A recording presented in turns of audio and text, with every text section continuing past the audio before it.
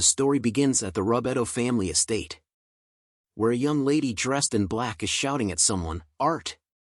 You're late, don't you think? Just how long does it take you to slay a dragon?" she yelled from her chair.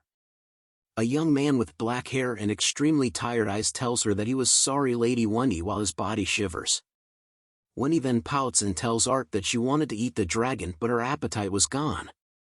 "What's the matter, Wenty?" said a voice. It belonged to the Rubedo's family patriarch Lates, who was asking Wendy what is it. Wendy then tells him to listen. She tells her father that Art had once again failed in his duties. Art continues to shiver and shake while kneeling. But Lates calls his name, causing him to flinch. He looks at Art with disgust in his face, calling him a useless imbecile, and that he had entrusted Art with the role of butler to his beloved daughter, but had completely failed to meet his expectations. Art was shocked to hear these words and began to thinking that he was no good after all, and that his life had no meaning whatsoever, as he couldn't even live up to his master's expectations. Art sees that the two of them were still busy talking, but his vision begins to blur. As they called out to him, Art tells Wendy to leave it to him, but he soon collapses onto the ground. A flashback is seen from the past. Art was taken into the Robedo family as a baby. He was trained to serve as a family butler. Long ago he and Wendy got along well, but things eventually changed. Wendy had soon developed a strong temper. Additionally, she demanded more and more, from housework to slaying beasts. In the end, Art had developed magic to serve her. Day after day, Art had done so many tasks just to meet her demand. Eventually, Art stopped thinking and began to move autonomously. A cat is seen on Late's lap as he speaks out about the fact that Art had collapsed from exhaustion. He tells Art that they could easily replace him and that he should get out of his sight, as Art was now a useless crap. Art is then seen locked outside the family's gates. With his eyes still tired, he bows his head towards them. Art begins to walk through the snowy forest with his exhausted soul. He thinks about what he should do now. He doesn't see a rock and trips over it, falling flat on the ground. He begins to form tears in his eyes as he felt worthless after being fired. His bottle of water leaks out as he lays on the ground in the forest till night time. Snow began to fall from the heavens, which slowly covers Art as he continues to lay on the ground without moving. He thinks about the fact that he only wanted Wendy to smile. Just as a wolf approaches growling, a fierce-looking wolf slowly walks towards Art, its eyes focused on his body as he remained on the ground. It soon lunges towards him with its sharp fangs. But Art had manages to block the wolf's attack with his blade, sending it flying towards a tree. Art looks at it with lifeless eyes. He then begins to walk towards it. Slowly raising his sword into the air, he tells the wolf that he was sorry. But a small yap-yap sound is heard, catching his attention. It was revealed to have come from a bunch of baby wolves that were shivering and growling at Art. He sees that the parent wolf began to stood up, and he watched them slowly disappear from his sight into the snowy forest. Art then looks at his sword in his hand. He squeezes his sword arm, thinking how close he was in becoming a monster. He then spots the bottle he dropped and sighs deeply at the loss of his water. He then decides to head west where he could join the guild to make some money. Art had decided to sleep within a tree to hide from the cold weather. Through his journey to the west, Art had various encounters, ranging from being friends with a squirrel who helped him check if a mushroom was poisonous, facing off against a wild boar, and cooking the boar as a meal at night, and soon they finally parted ways with each other. Art had finally reached the city of Firen. As he walked through the crowds of the city, his dark aura surrounding his body caused others to be alerted to his presence. He soon reaches the Guild of Firen, where there were various people inside. Art was looking at the mission board, wondering what was the most fitting job would be for someone who was raised as a butler. With his tired eyes, he spots many extermination requests. He then grabs onto a mission letter, which was a laundry request for the Isfil family, which was perfect.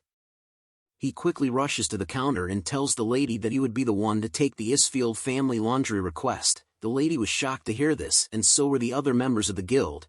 They tell him that countless people had tried that quest already, and that Art was being an idiot for taking it, and that he should give it up, just as the lady at the counter was telling Art that the quest was not just any laundry request, but that nobody had succeeded in it till now. but something interrupts their talk as they both look behind. Art turns and sees a beautiful lady covered in blood, which made time feel like had stopped for the both of them. Art looks nervously at the lady covered in blood. The guild members talked amongst themselves, saying that it was Isfil the Ice Princess, and that she was both a novel and an adventurer. She sends a glare to the members which forced them to turn and walk away from her, but Art was blushing as he stares at her.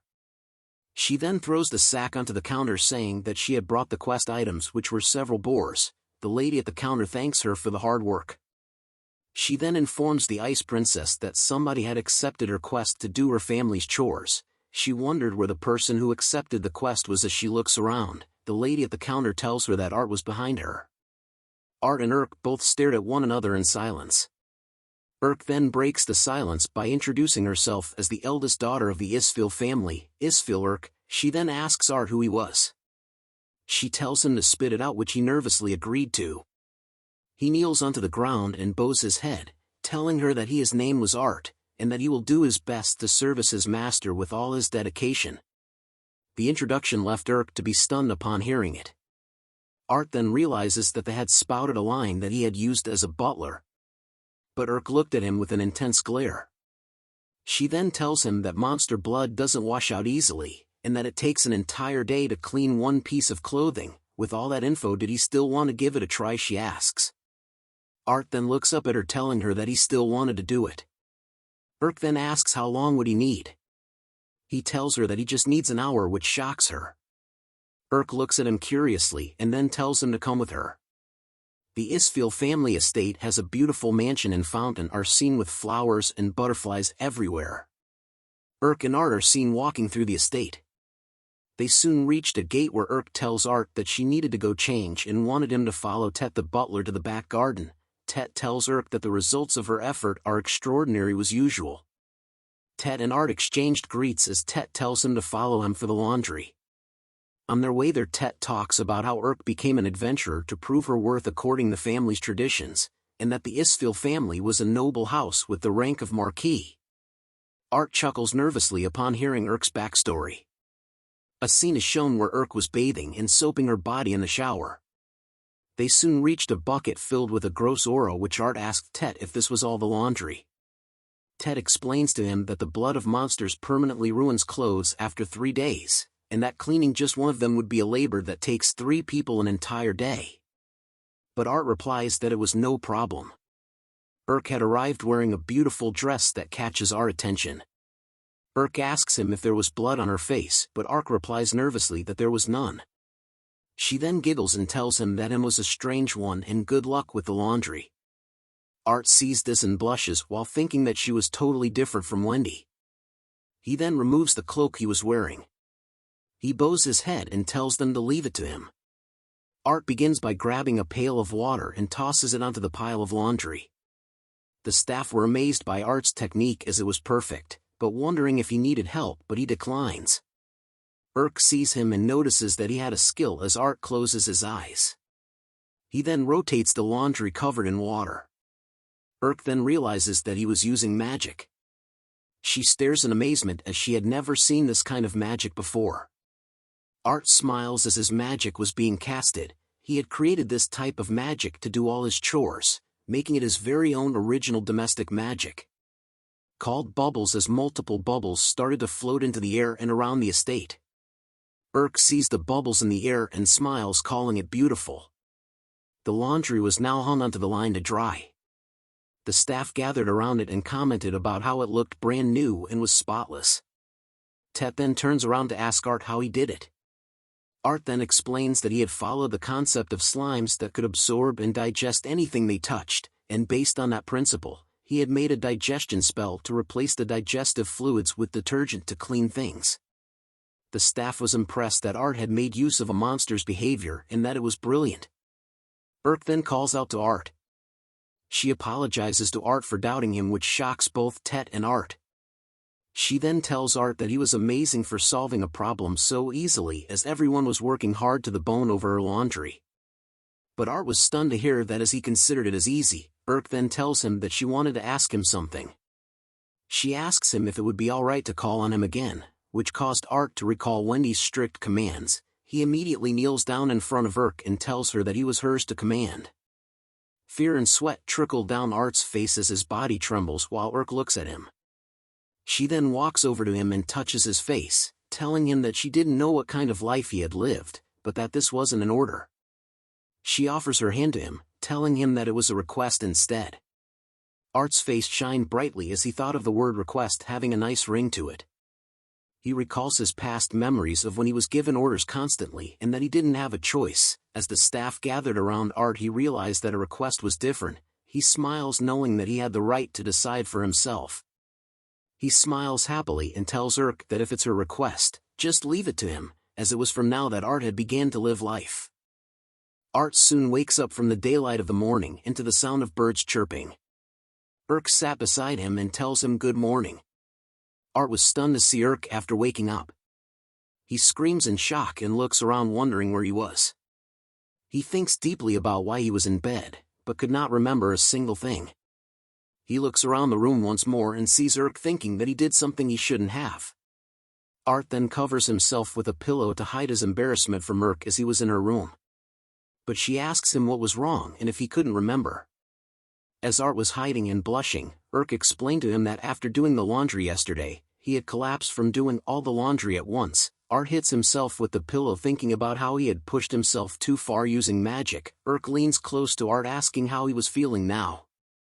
Art lifts the pillow up and tells her that he was much better due to her generosity. But Urk had to make sure and touches his forehead telling him not to lie as he still looked pale. This action caused Art to be knocked out as she tells him that Tet had prepared his reward.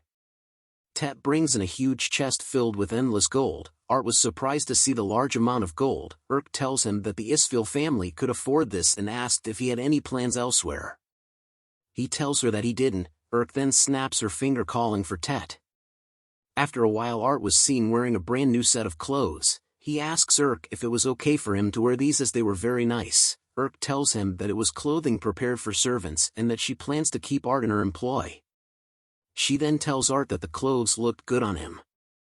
Hearing this made Art blush as he bows his head to thank her for allowing him to serve her. But Urk smacks Art, causing him to scream in pain. She looks him straight in the face and tells him to cut the formalities as they were the same age. Art smiles happily upon hearing those words from her. The three of them are then seen walking through the corridors to head to breakfast.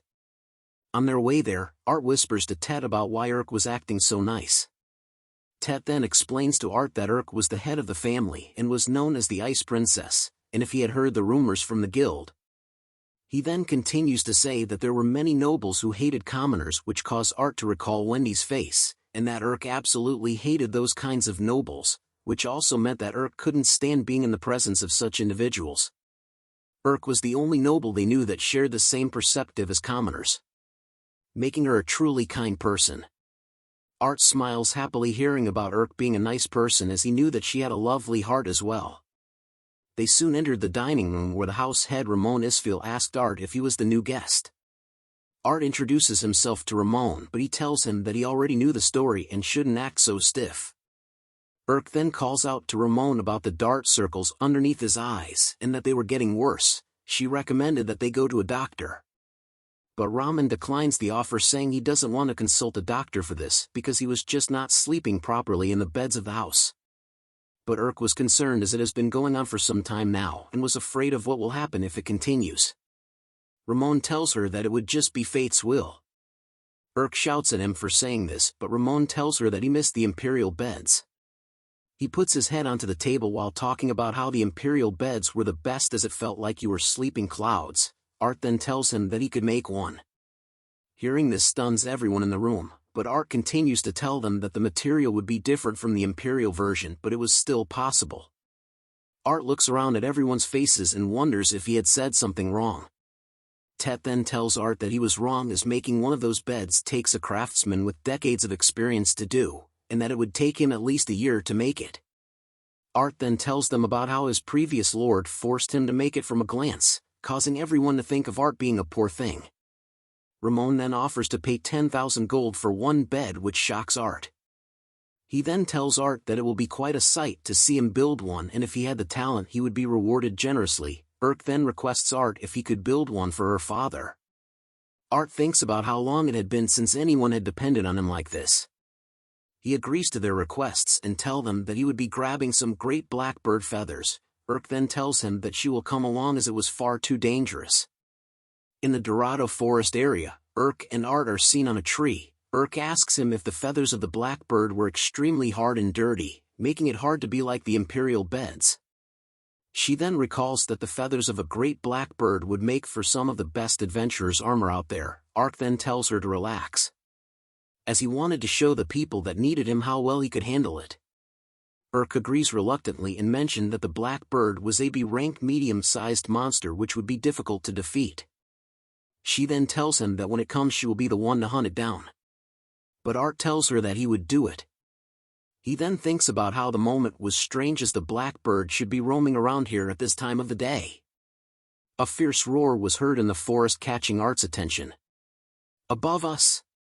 Art shouts as a huge blackbird appears from the sky. It crashes into the tree where they were, causing a huge explosion. Urk tells Art to get down as she will be the one to hunt it down as they face off against the great blackbird. She then rushes towards the blackbird, shocking Art. She swings her massive sword towards the blackbird, but it deflects her attack with its black feathers. A chemical was then seen sizzling in the blackbird's mouth, which Art notices as an acid attack that he couldn't allow Urk to be hit by. He then casts his magic enhancement paralysis on his dagger and throws it towards the blackbird. It lands into the blackbird's throat, making it paralyzed. Seeing that the blackbird was paralyzed, Art exhales deeply and took a focused sword stance and soon unsheathes his blade from its cover. With a simple dash and slash, Art slices the head off the blackbird. Urk was stunned to see this as the blackbird's head falls to the ground. She calls out to Art, who asks her if she was okay, but Urk asked him what that sword technique was as she couldn't even see the sword hit it. Art says it was no big deal as he just casted his paralysis magic enhancement. Urk was shocked to hear that he could use such magic. She explains to him that there were only a handful of people that could do something like that. But Art tells her that they needed to skin the bird for the feathers. Urk then shows a hesitant face, which caused Art to ask her what was wrong. She tells him that it was nothing and took in a big gulp before stabbing the bird with her knife. Blood exploded all over her as Art stood in the back, shocked at what he was seeing. He then asks her if this was the reason why she was always covered in blood, to which Urk replies that he shouldn't telling anyone about this. Urk was then seen in the showering, washing herself with bubbles and soap all over her body. She then looks at the bucket filled with feathers and asked Art if they could really use these hard black filthy feathers for a bed. Art tells her to leave it to him and soon casted his original magic. Bubbles and feathers soon floated into the air due to Art's magic as everyone stares in amazement. They hold onto the newly washed white feathers as Art explains to them that the blackbird's feathers were white and soft, but after years of dirt they turned black and hard. Urk praises Art for his incredible knowledge. He then tells them that his previous employer wanted blackbird for dinner, making him study them a lot. They began to say it was fate and a coincidence that Art showed up like this. Hearing those words make Art blush, and he tells them that he could make more. After a while, the newly made bed was placed inside Ramon's room. He then leaps onto the bed and bounces. He tears and laughs as he sleeps on the bed. Urk and Tet couldn't believe that they were seeing him laugh that way. Ramon then yells at them to get out of his room to allow him to sleep. After some time, they peek into the room and could see him sleeping soundly. All the staff rush to Art asking if he could make one for them as well. Art agrees and smiles at the thought of making everyone happy like this. He then agrees to make a bed for everyone, causing all of them to celebrate with joy. Tet then asks Art about what he was going to do next, and that with his powers, some nobles would want to abuse it. Art thought deeply about his past with Wendy, and tells Tet with a smile on his face that he just wants to see everyone's happy faces. Urk smiles at his answer and tells him that she will be the one to protect his smile. Art blushes at the sight of Urk smiling at him. Tet sees the both of them laughing and smiling. As time passes by, Art then tells them that he will be heading back to his room first. But Urk grabs onto his wrist, telling him to wait, and asked if he could come to her terrace tonight. Urk is seen standing on the terrace as night falls. Art arrives and sees her face being lighted by the moonlight. He stares at her, dazzled by her beauty, as she turns to him and says, "You're here, Art," as the moon shined in the starry night. Art mentions to her that Ramon was now sleeping soundly, to which URL replies that it was thanks to him. He was glad to hear it, and soon a silence fell upon them as Art looks at Urk nervously while blushing. They soon caught each other trying to speak at the same time. Urk then decides to go first. She asks Art about where he had exactly come from, which causes Art to think about how he never mentioned it before. Art looks hesitant at answering her question, but Urk assures him that regardless of his answer, she will always be on his side. Art smiles and tells her thank you. He then went on to explain to Urk about his past with the Robeto family and serving Wendy as her butler. With a sad look in his eyes, he tells her about how he worked frantically to repay his debt to them, but in the end he had failed to meet their expectations, and that it was all his fault. Urk could only stare at him in silence after hearing him speak. Art then calls out to her, to which Urk asks him if that was really what he thinks. She opens her arms and tells Art that she wanted him exactly the way he was. But Art thinks deeply, knowing that he would be fine with Urk, but was still hesitating. Urk then tells him about how she hated being called the Ice Princess. As memories from 10 years ago was shown, Urk explained that her family was always prestigious amongst the nobility, even for Marquis, and that she had never given much thought to her family's position. She just wanted to be friends with everyone, or so she thought, until one day she spotted the girl she was playing with. The man tells the little girl if she was getting along well with the Marquis daughter, to which the little girl replies that Urk had given her a flower. The man says excellent work as Urk listens onto their conversation. The man continues to tell the little girl that URL was a wonderful tool to use in order to get closer to the royal family, and that the little girl should stay close to her. Tears begin to form in Urk's eyes as she listened to the man talk about how their family was only a viscount, which was lower nobility, and that they needed to do this to rise in society. Back to the present, Urk talks about how nobility of higher ranks hold incredible power. As she grips her hand tightly, she tells Art that she felt cursed by her position. She then turns to Art asking him if he hated nobility. Urk looks at him waiting for his reply, but Art tells her that he doesn't, which surprises her. He explains to her that being thrown out was incredibly painful, but upon seeing Urk and Ramon he realized that there were kind nobles as well. Hearing those words made Urk recall Art saying he just wanted to see everyone's happy faces. That's very like you said, Urk. She then tells him that they should head inside as it was getting cold outside. Art agrees straight away. But Urk was angry at the fact that the Robeto family had taken full advantage of Art's kindness and made sure to remember Robeto Wendy's name. The next day, wearing her armor, Urk tells Art that she will be going over to the guild today. Art tells her that he will follow, but Urk stretches his face, telling him that he needed to rest as he had worked a lot already. As they waves goodbye to another, Art overhears somebody calling the head maid outside the window. He sees that the maids were having trouble with handling the bugs which were going to eat the vegetables. He calls out to them saying that he had an idea. Soon after, the maids were amazed to see that the bugs were running away from the vegetables. Art then explains to them that he had used laundry and bestowal magic to attach Ramon's scent, a combination which drives the bugs away. A voice appears saying how impressive it was for Art to create this using bestowal magic. The voice belonged to a handsome young man who winks at the maids as they called out his name, Lord Frey. The head maid tells Frey that he should have let them know in advance that he was coming back so they could prepare his meals, while the other maids were swooning over and falling in love with Frey. Frey apologies to the maids as they left, talking about how cool he was. He soon turns his attention to Art and introduces himself as Isfil Frey, Urk's brother. Art then introduces himself to Frey, but Frey taps onto his shoulder rapidly, telling him he hated stiff formalities, but what was more important was how cute Urk is. Frey is a siscon, ladies and gentlemen. Frey soon asks for a handshake from Art. Art hesitates but still offers his hand. As Frey grips Art's hand, he notices something. He smiles and tells Art to duel with him, which causes Art to be confused, but he soon realizes that Frey's hand was cold. Frey looks at Art in a serious manner. "Aren't you really strong?" Frey asks as he holds Art's hand. Art and Frey are seen alone together. Art asks Frey if he really wanted to fight, to which Frey replies, "Of course, all that traveling is making me rusty." Art then asks why he wanted to fight. Frey then snaps his fingers at Art, telling him that he wanted to gain Onii-chan points while winking.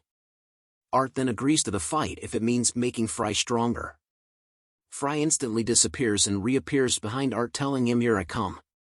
He then unleashes a powerful uppercut of his sword attack to Art, which Art manages to deflect. Frey's powerful attack could be seen from the skies. "Amazing! You survived my attack. I knew it. You really are strong," said Frey as he smiles. Art on the other hand was checking the spot Frey hit him on, noting what a terrifying slash and that it was a one move that was equivalent to getting hit by a cannonball. Art then focuses his stance thinking that he needed to start getting serious. Frey sees this and realizes that Art was becoming serious. Frey then takes a step back and instantly leaps towards Art, telling him he was going to speed up. A mad flurry of attacks came from Frey towards Art, but Art manages to deflect and attack according to Frey's attacks. Their attacks seemed to miss each other and made it look like they were on equal footing. But a sweat drop appears on Frey's face as he realized that Art was stronger than he thought, and that not even a single attack landed on him. Frey then unleashes another terrifying blow, saying he won't lose. "For my honor as the heir of the Isfeel family." As they continued to exchange blows with one another, Frey thinks about how if they show any form of weaknesses the other families could exert political pressure against them, and hence as the first son of the Isfeel family, he needed to be stronger than anyone else. In order to protect both his family and people. And in order to protect Urk. Just as Frey was thinking about going all out, he wondered where Art's limits were, but Art calls out to him. He tells Frey not to hold back and to wear him down. Frey hears this and decides that he won't hold back, summoning a huge ice flower in the skies above the two of them. Ramon was in the mansion when a loud noise throws him off guard. He looks out the window and sees the huge ice flower in the fields where Frey and Art were. Ramon wonders if it was Frey's doing and that he had came back unannounced. Frey explains to Art, who had been crushed by the frozen flower, that he could use bestowal magic with refrigeration to create ice. Ramon thinks about Frey's magic, about how that ice and its temperature in the air was lowered to condense the water vapor into ice, which was then formed into a weapon.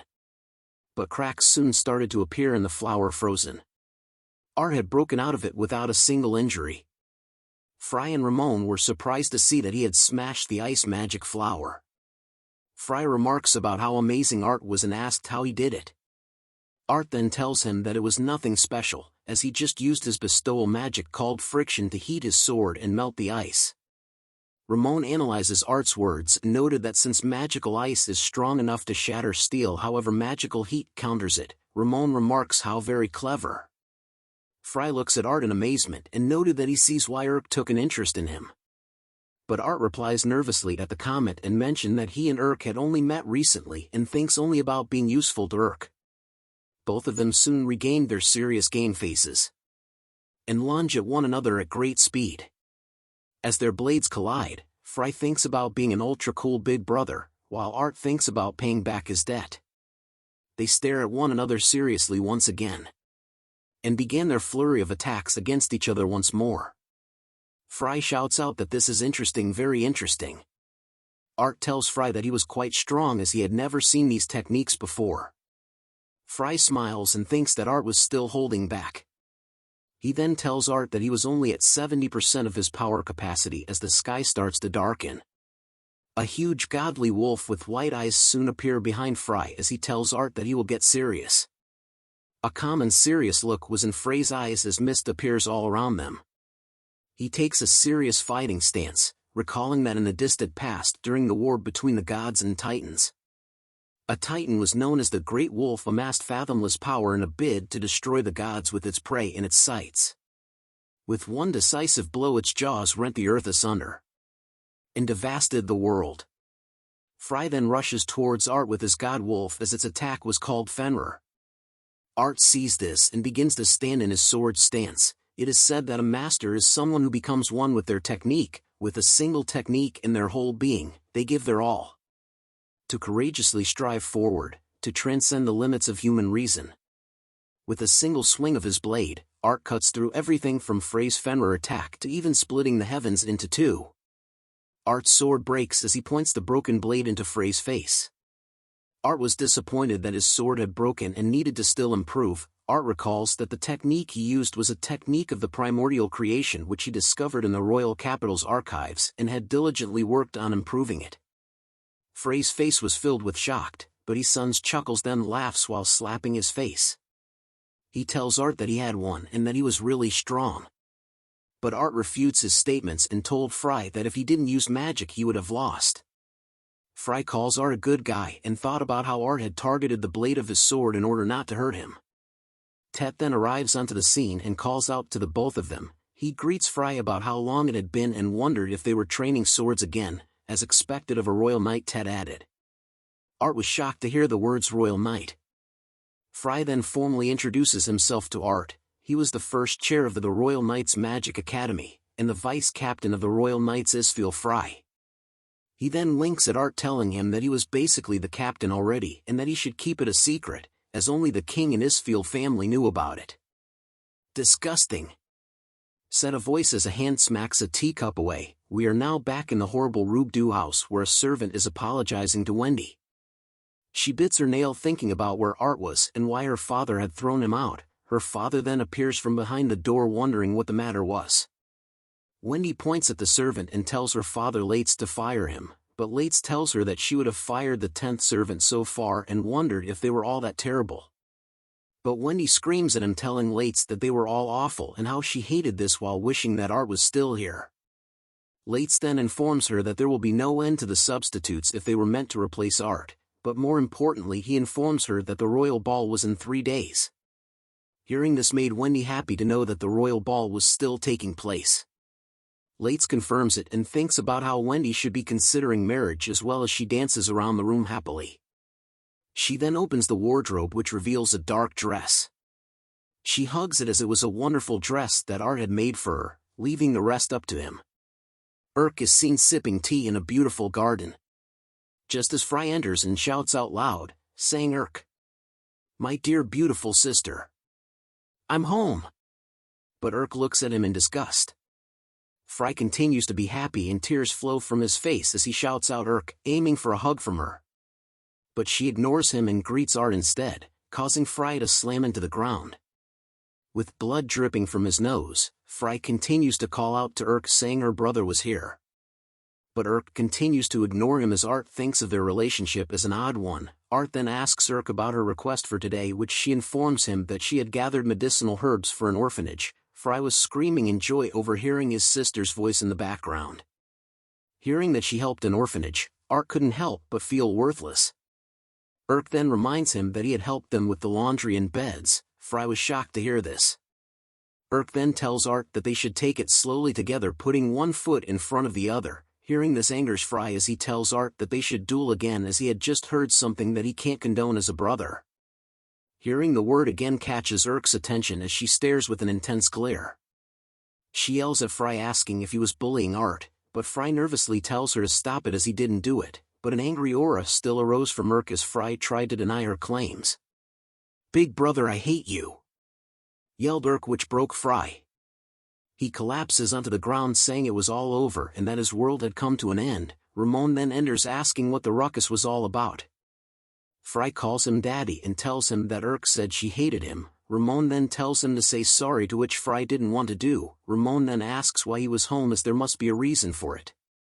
Frey then tells him that he had a message to deliver, and with a serious look he informs him that it was about that event. Art was curious about what event it was, but Ramon deflects the topic and asks what their plans were for the royal ball. Urk looked unhappy as she tells him that she didn't want to go, but Ramon reminded her that the Duke had requested for her audience. Art thinks about how the royal ball was a gathering where all of nobility get to strengthen their ties. Frey and Tet then declined the invitation to attend the ball as they were busy, which shocks Ramon as he was the one asking. The three of them then started thinking about who could attend in their stead. They needed someone who was reliable, had proper etiquette, and someone whom Urk could rely on. They all gaze at Art, causing him to fluster. Urk looks at him and decides that if Art was going, she would go. Hearing this made Art blush. Tet then agrees with the decision, as Art would be the perfect candidate to be a bodyguard to Urk and a representative for Frey. He then asks Art if he could represent the Isfeel family. Art took a moment to think and wondered if he could be useful to Urk. He then bows his head and agrees to take on the duty, making Urk happy as she tells him that she appreciates it. Urk then returns to the mansion as she needed a dress to be made. The head maid appears and informs Urk that she had grown again as she measures Urk's body. She blushes upon hearing those words and tells her not to say it.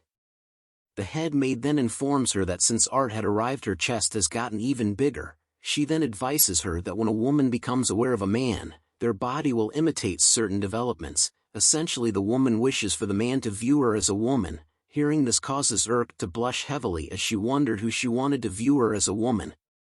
But soon Art's face appeared in her mind. She was shocked and wondered why she had imagined his face. The head maid giggles and mentioned that they needed to have her bust enlarge. She whispers to Urk and asked if they needed Art's assistance, but Urk brushes her off, calling her a fool and that it was not needed, but the head maid teases her, saying that they just needed him to adjust her size. The two of them continue to argue about Art. Ramon is then seen asking about that event.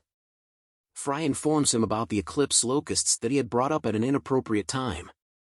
Roman noted that it was taking place this year too, and that every few years, they would make an appearance in millions, destroying land and villages they sweep across the country. Frey tells him that they locusts had already struck Paul. Ramon notes that he was already informed, to which Frey expected, as he was more updated than the Lord Chancellor. Roman replies that the Lord of Paul was a friend and asked what he thought of Art. Frey responds that he thinks of Art as a good and honest kid who was a genius that was born only once every 1,000 years. But Ramon felt bad about Art's past history, which was incredibly harsh. Frey was glad they found him, as the bed he made was dangerously comfortable. Roman then tells Frey to leave the locusts to him and wanted Tet's report on the house of Rubedo. Tet reported to them that the former staff had told him about a dark rumor, which tells them that the Rubedo family had access to large sums of money from unauthorized sources, which were perhaps illegal businesses or other risky ventures. Roman hears this and thinks deeply, hoping that nothing happens. Night arrives and a carriage is seen in the forest. Art and Urk were sitting inside of the carriage. Urk had a sad expression on her face as she looks out the window. She then calls out Art's name. She touches the window and tells him that nobles are troublesome people. Hearing this made Art sad as he looks at her. He then calls out to Urk, who asks him what is it. He tells her that she looked beautiful. But URL tells him not to flatter her as the dress didn't fit, but Art tells her that she looks like a goddess. He then takes her hand and kneels before her, telling her that he swears to protect her no matter what may come. Urk and Art stare at each other, as Art had decided for himself that he won't be anyone's puppet. And that he was sure it would be fine for now, just as the carriage heads to a castle in the horizon. Urk and Art soon arrive in front of a giant door of a mansion with guards stationed outside. Art looks at Urk, who showed an uncomfortable expression on her face. He stares at her deeply before bringing out a perfume bottle, to which he casts cleanse and enchant perfume on her. He asks her if that had helped calm her down, to which Urk just stares at him. He then bows in front of her, asking if she would be so kind as to allow him to escort her. She gives a faint smile and says gladly. They soon enter the mansion with their arms intertwined with one another. The other nobles see Urk walking through and commented that she was as beautiful as an angel, and that Art wasn't too shabby himself. Urk felt embarrassed and thought of somebody who didn't come, but Art tells her not to worry, and informed her that he was here after all. Urk blushes as she hears those words from Art. The musicians in the hall began to play music. Urk and Art soon started to look around and noticed that the people around them were dancing. Art then calls out to Urk, offering his hand, and asked if he could have the pleasure of dancing with her. The both of them smile at one another before Urk agrees and holds his hand. They held each other close as they danced to the tune of the music. The more they danced together, the more embarrassed and shy they felt towards one another, which they noticed, but they soon laughed it off together and continued to happily dance to the music. Just as they were dancing, a lady notices them from afar. A lady rushes into Art's body and hugs him, interrupting the dance between him and Urk. Art was surprised by this sudden action. He recognizes her as Her Highness Leah, who tells him that they finally got to meet. Urk was stunned to see this as Art asks her to release him from her hug. Leah calls Art a wonderful person, which confuses both Art and Urk. She then recites the fact that Art was the one to save her Leah Drab from a dragon's wrath and was her knight in shining armor. She then tells him that she couldn't hold in her eagerness to meet him. Urk then interjects into the conversation. She asks Art why he had never tell her about this, but Art apologizes as he thought it wasn't important. Leah then recommends they go somewhere quieter first. Wendy had soon arrived in the hall wearing the black dress that Art made and was carrying a black fan with her father behind her. She walks through the hall as the people around her wonder why it was nosier than usual, and that it was because the princess had made an appearance. But Wendy was focused on what they were thinking about the dress that Art made, and if they couldn't take their eyes off her now. She then talks to her father wondering about which of the nobles had he picked to be her fiancé. Lates then points to a certain individual that was her future husband, but shock was written in her eyes as she sees where he pointed. Lates tells her that her finance was young Mr. Frey Mandagle, who was a large man stuffing his face full of food at a table, with shattered plates around and pieces of food on the ground. Wendy was taken back by the sight of this. She quickly turns to her father asking if he was kidding and that there was no way she could be with such an unsightly pig. But Lates immediately slaps her right in her bitchy face. Lates nervously laughs out loud and apologies to Freyman for the noise, and stated that Wendy was talking about the food. Wendy was in shock as she held the spot where her father had slapped her. She though about how it was the first time he had hit her just as Lates recommend they meet Freyman in the kitchen. Freyman's face was revealed up close with sauces on his face. He calls out to Wendy as his fiancée and tells her to come here. Wendy tears up upon seeing this horrible scene, as her black fan remains on the ground. Back to our favorite group, Urk asks Leah and Art how they were acquainted. Art explains to her that he had some business in the royal capital while Leah commented that he looked so cool when he defeated the dragon. Urk was a bit disappointed to hear this as it made her think that Art was nice to everyone. Leah then asks him if the thing she had sent was useful in his happenings. But Art was confused and asked what the thing she was talking about was. Leah then explained that she had sent a large number of gold bars from the royal treasury that she had permitted him to have, but Art continued to give a blurred look which Leah notices. She then asks if he didn't receive it, to which Art replies that he was sorry as he does not remember such a thing. Leah then changes the topic as she could send something else later and asked why Urk and Art had come to the party together. As they explained their reasoning to her, Leah realizes that she had been found out. She thinks about how love is blind, but Art doesn't even realize, just as he calls out to her. She grabs onto his arm asking him if he was free after this and if he would like to visit her place, but Urk joins in by grabbing his other arm telling her that Art couldn't go as he was her butler. The two of them argue as others watch while Leah tells Urk that Art would be happier by her side, but Urk refuses, saying that Art should decide. As they argue, a black dress is seen dashing by. Wendy was running away thinking that she refuses to be with a pig-like man and that she would rather die than marry him. But she soon trips on the carpet and falls flat on the ground. She begins to tear up thinking if only Art was here.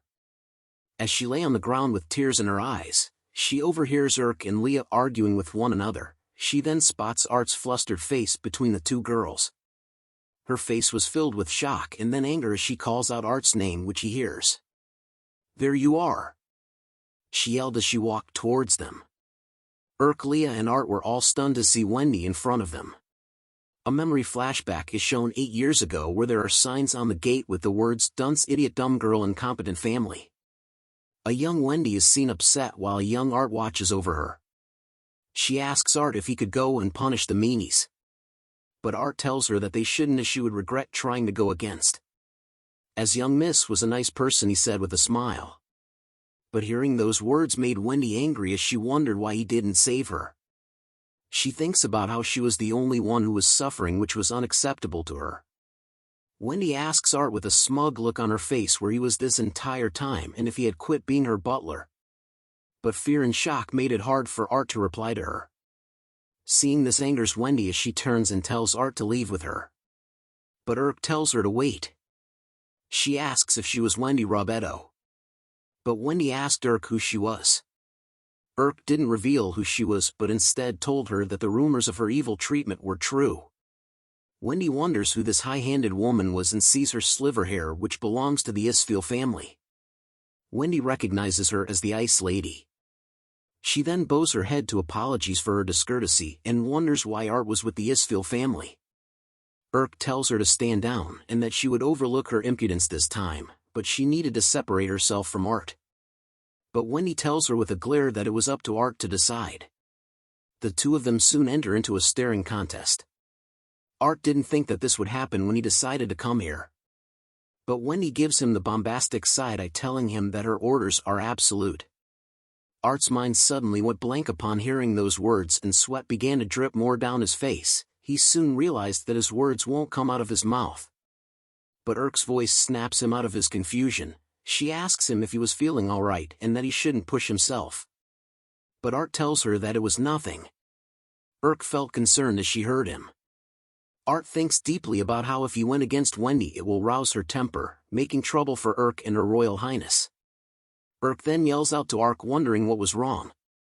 But Leah then asks Urk if she knew the story of Hyoko. Urk wonders why she was so calm.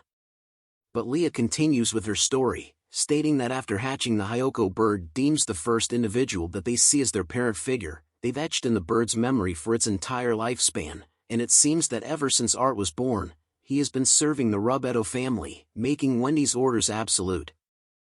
They could see that Art right now was being dominated by his fear of her, and that his brain was trying to rewrite his memories, while retaining his sense of self as he tries to return to who he was in the past. Hearing this upsets Urk. She bites hard, wondering why someone like Art, who could do almost anything and who was willing to do anything for others. Why was he willing to listen to orders from a horrible woman like Wendy? Urk's hand trembles in anger as she thinks that he was willing to be with someone who tramples over others' goodwill and for someone that will use him until he was knocking on death's door. Urk was upset as she asks Art why he had lied to him. Leah covers her face with her fan after hearing Urk. She then go over to Wendy to ask her a question. With a deadly look in her eyes, she asks Wendy where the gift of a mountain of gold she had left to Art was. Wendy was shocked at first, but then tells her that she didn't know what she was talking about. But Leah warns her not to feign ignorance as she heard it all from Art before. Wendy then pushes the blame onto her father, saying that it was something he was in control of, but Wendy was firm as she tells Leah that all of Art's belongings were hers as well. Leah replies that it seems that Art himself didn't know about this. But Wendy refutes back and turns to Art, saying that he knew something about it. Art could only stare and not speak as Leah remained silent. Wendy then touches Art's shoulder and whispers to him that there was nothing to worry about and that all he needed to do was listen to her orders. Fear took over him once again as he realized that he couldn't make sense of his words. Wendy then tells him that her order now was for him to act as if he already knew. His vision blurs as he thinks about how if he went against Wendy it would cause trouble for Urk. He knew that he needed to endure this all by himself. Art looks at Urk's concerned face and took a moment before saying yes. With a dead look on his face, Art tells them that he was aware. Wendy smiles upon hearing that and tells them that they would be returning. Urk then calls out to Art, asking if he remembers about the first day they met and how he helped her out with his cleaning magic, and that she made a request for him to confide in the Isfil family regarding his wishes. But Art's face was still looking dead as Wendy tells him to hurry up. Urk continues to speak to him about how he treated her father's insomnia by making a bed, and that even today he had supported her and calmed her anxiety. She grips her fist hard and shouts out loud as Art was behind her, "I want you to rely on me, Art." Life scene began to appear on Art's face as he hears her words. Wendy shouts and orders him to not listen to Urk's words anymore. But Urk continues to speak about how Art was too kind to others, and that it was okay to not take on everything alone, as she wanted him to treat himself better. Hope starts to shine in Art's eyes as he turns to look at Urk, who tells him to face her properly one more. "It's a request, Art," she says with tears on the ground.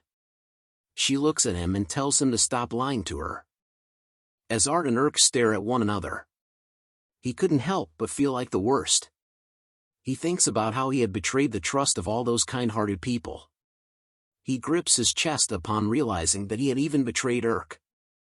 As Wendy tries to pull him away, he tries to reach out to her, thinking that he didn't mean to. Wendy yells at him that they were leaving and didn't need to stay with these people any longer. But Art could only think of how he was someone that could only take action upon receiving order, and that Urk had taught him about having his own free will. For someone like him who had no self-esteem, Urk had accepted him for who he was. Urk's faces were filled with tears as Art realized that all he did was disappoint her. He begins to tear up as he was torn away from Urk, that he had failed as a butler.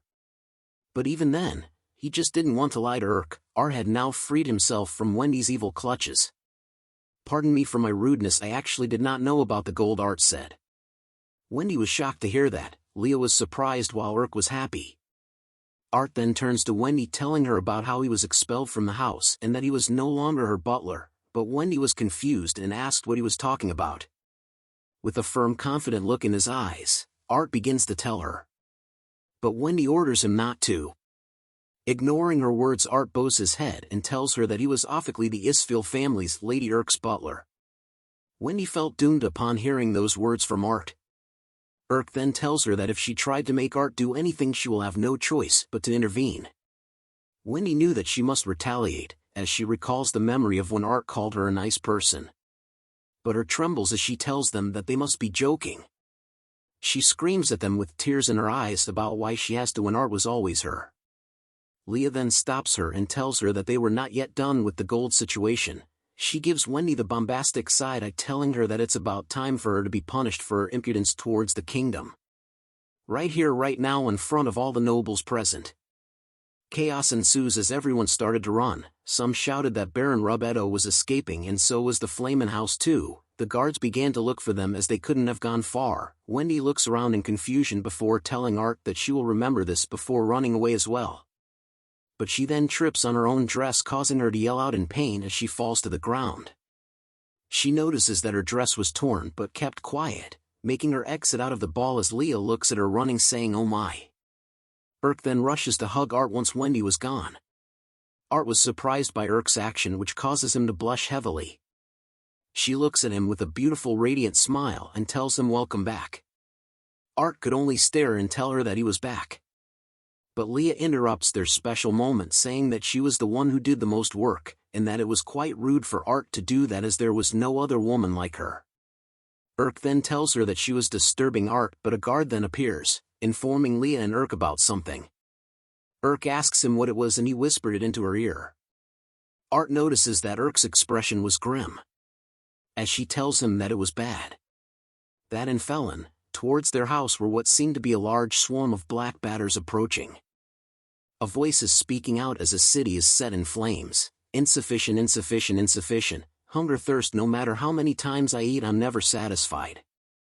A swarm of bugs are seen flying in the air towards the burning city. No thanks, I'm out of here. Sorry for the delay, I had to bring back our voice artist. Back to the story. A man is seen with a coat hanging on his shoulders. He introduces himself as Peter, the guild master of the place. Art looks at him nervously, but Ramon assures him as he told him that Peter may not look much, but he could trust him. Peter then went straight into the details. He tells Art that it was around 20 years ago that the bugs started to get imported into the famine-struck kingdom. It was because of their black and hard shells that they don't die easily. On top of that, they also had a very large appetite, resulting in efficient reproduction. Art recalls from the royal capital books that it recounted that there was a swarm of between 100 million to a billion of them. Peter then informs him that the cities of Onyx, Pearl, and Garnet had already been decimated. Ramon added on that there was always a substantial amount of damage. But Peter tells them that this time it was much worse than the previous waves, as this time there was 500 billion of them. Hell no, I'm sorry guys, I'm out of here once again. It's okay, I brought him back guys. Now back to the story. Urk was surprised to hear that there were 500 billion while Frey wondered why there were so many. Ramen then says they have started to appear with a serious look on his face, but Tet couldn't believe it as it shouldn't be the time for them to show up. It was the pure Queen Batter's manifestation. A glowing white bug lady was seen amongst the billions of black batters. Urk didn't know what that was, so Peter explains to her that the black ones are the common ones, and that the ones that are particularly light and huge are the pure ones. Tet then assumes that it meant they were ranked as the most dangerous ones, making it an S rank. Peter wanted to beat it first, but realized that it only takes one of it to raise an entire country to the ground. Ramon then asks how long until it arrives. Peter tells him in 1 week's time. Frey shouts out that it was too soon and that they wouldn't be able to make it after forming the extermination party, but Ramon tells him that it was not all. He points to the map of Drad, informing the others that if the bugs continue on their route, the royal capital Drad will ultimately end up getting attacked. Ramon's hinted that this was going to be the largest disaster ever since the country was founded, but Art puts up his hand, telling them that he had a suggestion. Peter tells him to hold on as this wasn't a safe place for a kid like him. But Urk reminds him that Art wasn't who he assumes him to be. Ramon then stops Peter as well and told the others to hear what Art has to say. Art then brings out a bottle with a cork. Peter recognizes it as lemon water. Art tells him that he brought some because of his sore throat, but later realizes that he could apply bug-repelling magic to it. Peter then tells him to not joke around, but one of the maids screams out that it was that thing. The head maid tells her to quiet down, but she tells her that the lemon water had made the bugs stop approaching even when she didn't use much of it. Art then tells them that if all goes well, it could buy them time for the next 2 days. Frey wonders if Art was serious, while Tet was surprised to learn that they could slow down the great disaster. Roman was impressed at the idea and that it came from the guy who made his bed. Frey and Urk praise Art for his idea because of his exceptional abilities and that he was already stronger than Art. Peter looks impressed by the idea, and he soon turns his head towards Art asking if he can do it, kiddo. Art was happy to hear those words. Ramon commented on how blunt Peter was, but Peter assures him that he couldn't help it as he didn't know any other way to ask for help. Art then calls out to Peter, bowing his head and telling him that he could leave it all to him. Ramon then informs them that he will send a message to the king so that they could gather troops, and that he will leave the rest of the work to Art. Art was happy to hear that Ramon considered him as part of the family. He recalls the happy memories of the Isfeel family, and firms his resolution in ensuring that no matter what happens he would protect the Isfeel family. Urk stares at Art and wonders how amazing it was for Art to stand up for anyone. Peter then tells them that he would collect everyone's information and would meet them at the guild in 2 days. Urk was then seen standing still in the shower as water continues to pour over her body. She thinks about how Art gives all of his powers for her sake. She thought deeply about how she had wanted him to rely on her, and that it was every she wanted. But she ended up always being the one that needed to be saved. She ponders these thoughts as the shower water continues to pour into the drain. A carriage wheel is seen speeding at a fast rate as a voice spoke out wondering if it was okay for them to sneak out without informing someone. It was Leah and her servant who were speeding away, as Leah thought about how she couldn't allow the Ice Princess to take Art away from her. "Wait until I get to you, Art," she yelled out as many carriages are seen riding fast. Few black batters are seen on a grassy patch, as Art remarks about how they were able to find some nearby and that after all the research they couldn't believe that they were just in the garden, which would be of great help. Art greets them good morning and counts from 1 to 5. Urk notices that there were a lot of books on the table. She asks Art if he went through all of it, which Art replies that he did since they didn't have much time. With a concerned look on her face, Urk tells him not to overwork himself and that she could help if he needed it. Art then recalls the moment when Urk had told him not to lie to her back at the party. He thinks deeply about how he had decided to no longer worry Urk anymore. He then thanks Urk for her offer and took note of the fact that the black batters who loved the wheat he had poisoned with enchanting magic. He thinks about coming up with another plan if this doesn't work, but a voice calls out to him telling him to wait a second. Princess Leah had appeared at the door. Art was shocked to see her while Urk scolds her for not knocking on the door at least. Leah talks about what a wonderful greeting Urk gave her. She then smiles happily and informs Art that she came to help, bringing along servants who were carrying massive amounts of gold bars. A huge pyramid of gold bars was soon formed in front of Art and Urk, to which Leah tells him to accept it this time. But Art and Urk were stunned due to the golden light that shined brightly into their faces, while Leah tells Art that the amount of gold bar were a little lesser than the amount she gave before, but the gold here amounts to about 5 million worth split between all of the gold and old grimoires. She then informs them that she had also brought the required materials in regards to the black batters. Urk then tells her that the gold was a bit too much, but Leah yells out at her saying it was not that much. She then approaches closely to Art and asks him about his reply. But Art was confused by what reply she wanted, which shocks her. Her drops down as she realized that Art had tricked her, but Art comforts her by saying that he didn't know what she was asking for. With tears and while biting a cloth, Leah tells him that she wanted to know his reply to her marriage proposal. Both Art and Urk were surprised to hear this and wondered when she proposed to him. Urk then yells at Art and asked if he was serious. Leah then explained that on a fateful day, he had saved her. Leah had felt the red string of fate pulling them together as if the heavens had willed it. Urk calls that crazy. In the background the black batters were discussing marriage, and called it crazy. Urk then tells Leah that Art was part of her house's name and she would like it if Leah stopped pushing him around, but Leah talks back asking Urk about when had he become her possession. Art quietly and nervously asked if they could stop fighting as they both continued with an intense staring match. Leah looks at Art and asks him if she was not to his liking, but Art replies by saying that wasn't the reason. She then offers him a book about explosion magic which allows him to trigger surrounding explosions. Art yells out that he didn't need such an obnoxious spell. Leah pouts her face upon hearing Art's refusal. She then tells him that she would help in another way. Art asks her if she would be interested in anything, to which she replies of course. Art then points at the black batters and wonders if she could help him with them, but Leah was shocked to see them. Art sees her shaking and guesses that she won't be helping. But she agrees nonetheless, surprising Art as he asks if she was sure.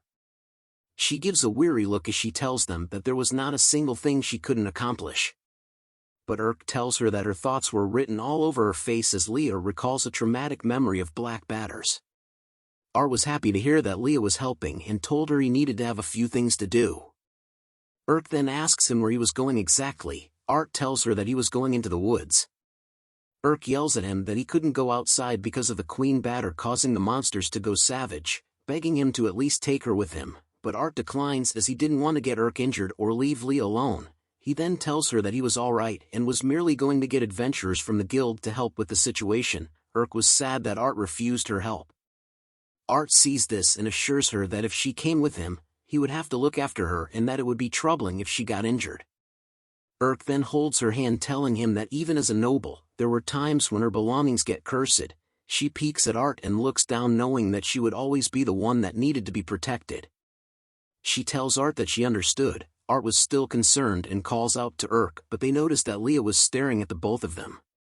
Art quickly changes the topic and asks Urk if she would kindly look after the black batters with Leah. Urk agrees straight away and told him to get on his merry way. Leah felt that she was experiencing déjà vu. Art whispers into Urk's ear about rewarding her for looking after the Leah as he left.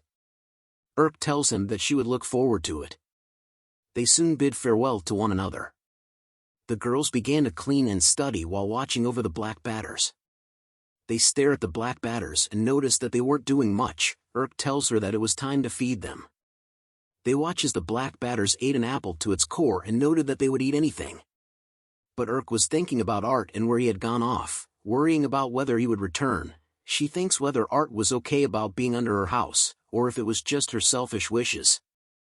Leah interrupts her thoughts by saying she was like a lovely wife that was sending her brave husband off to battle, wondering why she had to wait with the Ice Princess.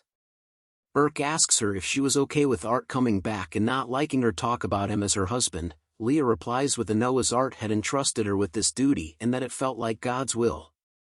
Urk then asks about what had happened with the gold embezzlement incident. Leah tells her that they were planning on imposing an appropriate punishment on the wrongdoers, but this time the offending party would likely be imprisoned. Urk takes note of it. Leah then tells her that the punishment was usually death, but they decided not to take their lives so that Art would be pleased with the outcome.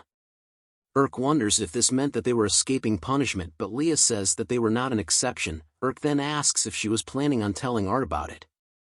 Leah wasn't sure and wondered what would happen if he knew about it. Urk thinks deeply as Leah stares at her. Leah soon gives off a smile, telling Urk that women needed to have tolerance. She points a finger at Urk, telling her that trying one's hardest to gather a lady's favor is a gentleman's job. Urk wondered if that was true. Leah tells her that it was the knowledge that was given to her by her father and mother. That is the way of women, Leah says, but soon realizes something. She blushes at the fact about why she was advising her rival. She thinks about the word tolerance and brushes it off as it would be fine if she was the only one who understands it. Leah then offers a gold bar to Urk, which causes her to wonder what she was planning to do now. A gold bar is given to the black batters as Leah explains to Urk that this was also a form of study and wonders about what would happen if they came across one of the largest discoveries of the century. But Urk still wonders what the plan was. A bright light soon shined from the black batters, causing the two of them to cover their eyes. Back at the Rubetto family estate, Wendy is seen alone sitting on her bed. Back at the Rubetto family estate, Wendy is still seen sitting on top of her bed with lamps and furniture tossed around in a mess. Tears flow from her eyes as she whispers Art's name. She thinks about how the talk of gold bars has been restricted, but she was honestly never that interested in the money. She grips the sheets of her bed tightly, wondering if only Art had stayed. She thinks about after the first time he had rejected her, when she realized that Art no longer cared for her. She believed that it was only because of Art being here that she was able to trust the world. She recalls a memory from the past where Art told her not to look so down. But she tells him that the other kids were bullying her and wanted Art to punish them. But Art just took note of how Wendy must have felt very frustrated because he, who had no blood ties to her, felt that she was family, as Art would rather be a person that will care for her out of the kindness of his heart. But Wendy always knew that her actions were hurting those around her, and that it always scares her. She knew she was always a coward, a show-off, and full of self-confidence. She thinks of Art's face as she knew that she wasn't kind and had relied on Art's kindness instead, and how she had always thought of him as family, always thinking about how she could repay his kindness. But she treated him like a slave instead. Tears dropped to the ground as she begged Art to forgive her as she apologizes to him. She cries heavily at the fact that she had liked him so much. Wendy continued to cry on her bed. But a voice yells out saying that Lattice Robetto had committed an act of treason due to his crime of trading, smuggling, and contraband, hence he shall be arrested. Wendy peeks out of her room to see where the voice was yelling from. She sees her father being dragged away by the Imperial Guards. Sweat drops appear on her hand as she knew that Leah had something to do with this. A figure appears from behind her asking if she was Wendy Robetto. The fierce-looking man explained to her that her father has been smuggling contraband between here and their neighboring country called Barbarossa. He was smuggling beastmen and elvish people and selling them as slaves. The Flamen family also seems to have ties to the trades. He then asks if she knew anything about it. Wendy figures out that the Flamen family was her pig-faced fiancé family and that they had been discovered to have been smuggling. She knew that her father had tried to marry her off quietly for connections. As a tear slides down her face, she tells the man that she knew. The man took note of it and tells her that they will be taking her with them. Wendy looks up once more, thinking that she should have at least apologized to Art first. Art was seen following behind a carriage and turns around as he felt something. A lady calls out to him, but Art tells her it was nothing as he looks at the mountains. Art was being accompanied by 3 members of the Sword of Blue Sky. He compliments them about how it seemed that everyone in the Sword of Blue Sky was very reliable. Huey compliments Art that he was good to notice that by just looking at them. Brad apologizes for Huey's rudeness while Thea tells him to get off his high horse. Thea then asked Art if he had finished gathering the intel. Art tells her that he did and thanks everyone for their hard work as they were able to scan the perimeter of the royal capital. Huey tells him that he was only helping as Peter had asked him to, and that Art should be grateful to his humble self. But before he could finish his sentence, Huey slams into a tree. Brad tells Art that was what happens if you compliment Huey. Thea comments about how there had been a lot of monsters popping up recently as they had just met 20 in a row. Brad explains that it was due to the Queen Batter's influence causing the monsters to appear more rapidly. One of his acquaintances had to put a dent in a goblin's horde's population because there were so many of them. Huey says that they were only D rank as the group traveled through the forest. Art compliments the Queen Batter's ability to make monsters go savage was much higher than any ordinary ability. Huey tells him that no matter who or what comes their way he would be able to defeat any of them, and then slams into another tree. Brad apologizes to Art once again for Huey. But he soon notices something and yells at Huey to get away from the tree and to watch out. A giant bear had appeared right above Huey. Huey turns around too late, as blood was splattered on everyone while Thea stares in fear. Art was carrying Huey in princess style as he cast his enchantment magic of wind to use quick steps, allowing him to easily cut off the giant bear's arms. Thea was surprised to see how he was able to get Huey to safety in a short moment, while Brad was sure that Art was beside him just a moment ago. Art then asks Huey if he was alright just as the giant bear lunges at them from the back. Art senses this and leaps into the air using a quick step. He says sorry to the bear before using quick drawing. But the giant bear manages to block his attack. Art was taken by surprise that the bear could match his speed. He brushes off the attack and thinks about how a giant bear's reaction speed was usually much slower. But he takes a heavy step, causing the ground to crack, and appears right below the giant bear with his hand on his blade. The giant bear could only look at Art as he tells it that he got it. Art had managed to slice off its head in one strike using a quick draw battle of 0. The group was impressed with his skills, but Art was in deep thought about the sudden change in monster abilities and that the Queen Batter's effect was much stronger than expected. But soon a sound filled the air, catching all of their attention, and the group wondered what the sound or song was. They looked up and could see the swarm of black batters covering the sky. Huey shouts out, wondering what the hell it was, but Art knew that it was black batters. Art immediately takes off from the group, telling them he was going to go ahead. He rushes at full speed, knowing that if he doesn't report back quickly, everyone would die. The arrival of the black batters wasn't in 1 week, but in 3 days. Back in a town, newspapers are seen flying around while the citizens read it. A man is shouting, "Extra! Extra! Read all about it." Citizens in the city became aware that the city of Turquoise had been destroyed. The people wondered if the monarch was going to do something about it. Some had even said that a few of the nobles had already fled to somewhere far away. The citizens then began to think about leaving the city as soon as possible as well. Crows are then seen flying around a magnificent castle. Cyrilla the Chancellor was seen with a furious face as he grips the newspaper, wondering what was the meaning behind it. Minister Anil reports to him about how the emergence of the Queen Locust had spread to the masses, causing their distrust towards the monarchy. Cyrilla yells at him about the masses' distrust towards the monarchy, implying that the commoners should shut up. He leans close into Anil's face and tells him to retrieve all those newspapers right this instant and to apprehend everyone at the newspaper company and cut their limbs off one by one, but a voice shouts out saying that's enough. King Dread IV appeared with his incredible swag. He tells Cyrilla that a nation is nothing without its people and that it owes everything to its subjects. But the king coughs badly, causing the two of them to call out to him in concern. Anil tells him not to overexert himself as he was not in a condition to be moving around, while Cyrilla tried to tell him that they were setting a bad example. The two men then guided the king up the stairs. Drad then tells them that they didn't have an effective countermeasure for a long time, making it understandable. He then asks Anil about the status of the subjugation troops. Anil reports to him that at present there were 3,000 royal knights that are able to be mobilized, but a third of them cannot be deployed as they would be focused on defending the palace. Drad then asks about the 3 royal commanders, to which Anil tells him that the royal knight commander Marcos was ready for deployment, but the remaining 2 were working on an assignment far away. Drad had a worried expression on his face after hearing the report. Drad then talks about since the founding of this nation more than 500 years ago, the Drad household had fought numerous demons and helped develop the country. As he sat on his throne, Drad didn't expect that a single monster could endanger their entire nation, but he grunts in pain before finishing his sentence, making Anil call out to him in concern. Drad breathes deeply and in pain, while telling them that he was making every effort for the sake of the nation's future. He then asks where Leah was.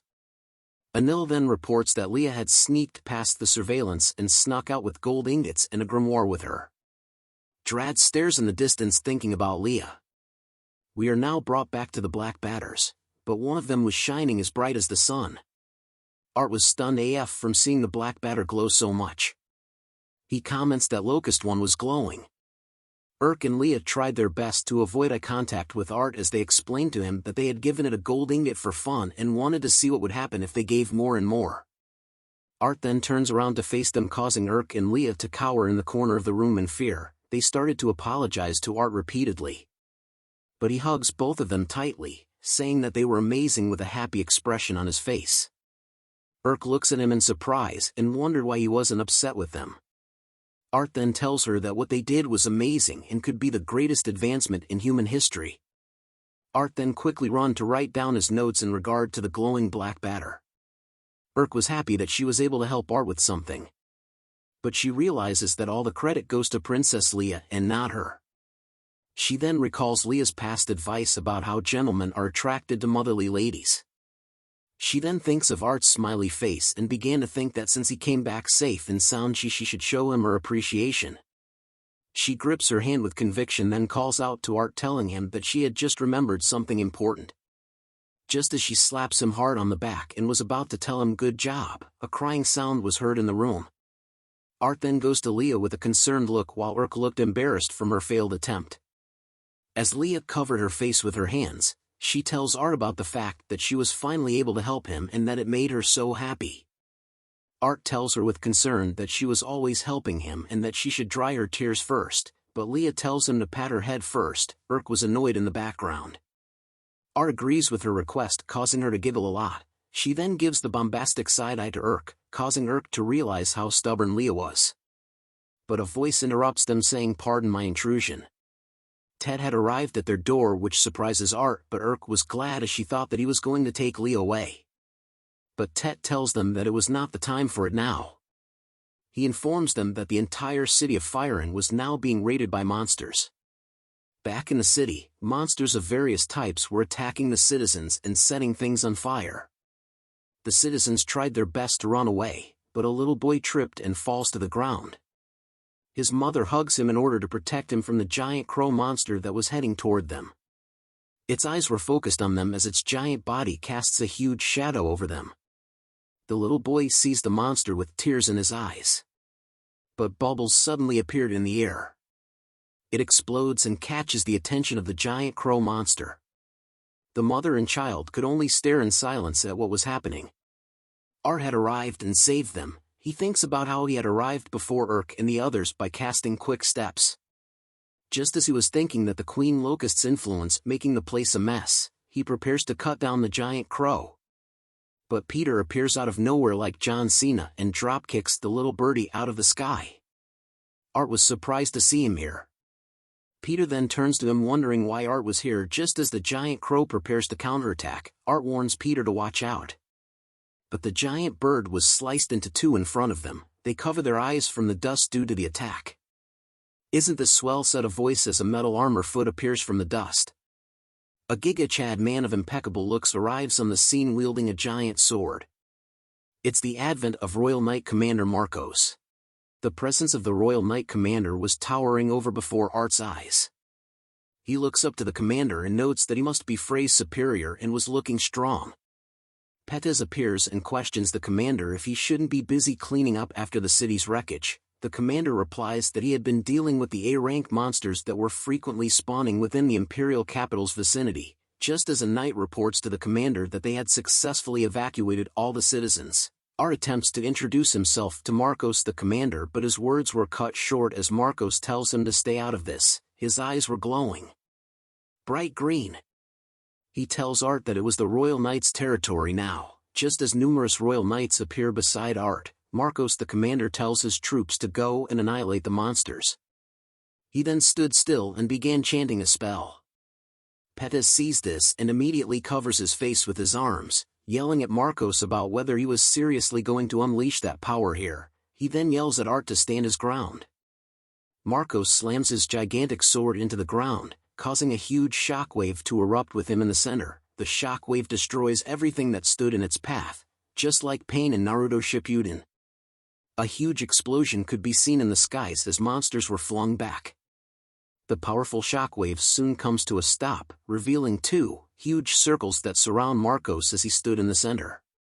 Pettis yells at him saying that it was dangerous and that if Marcos wanted to kill all of them.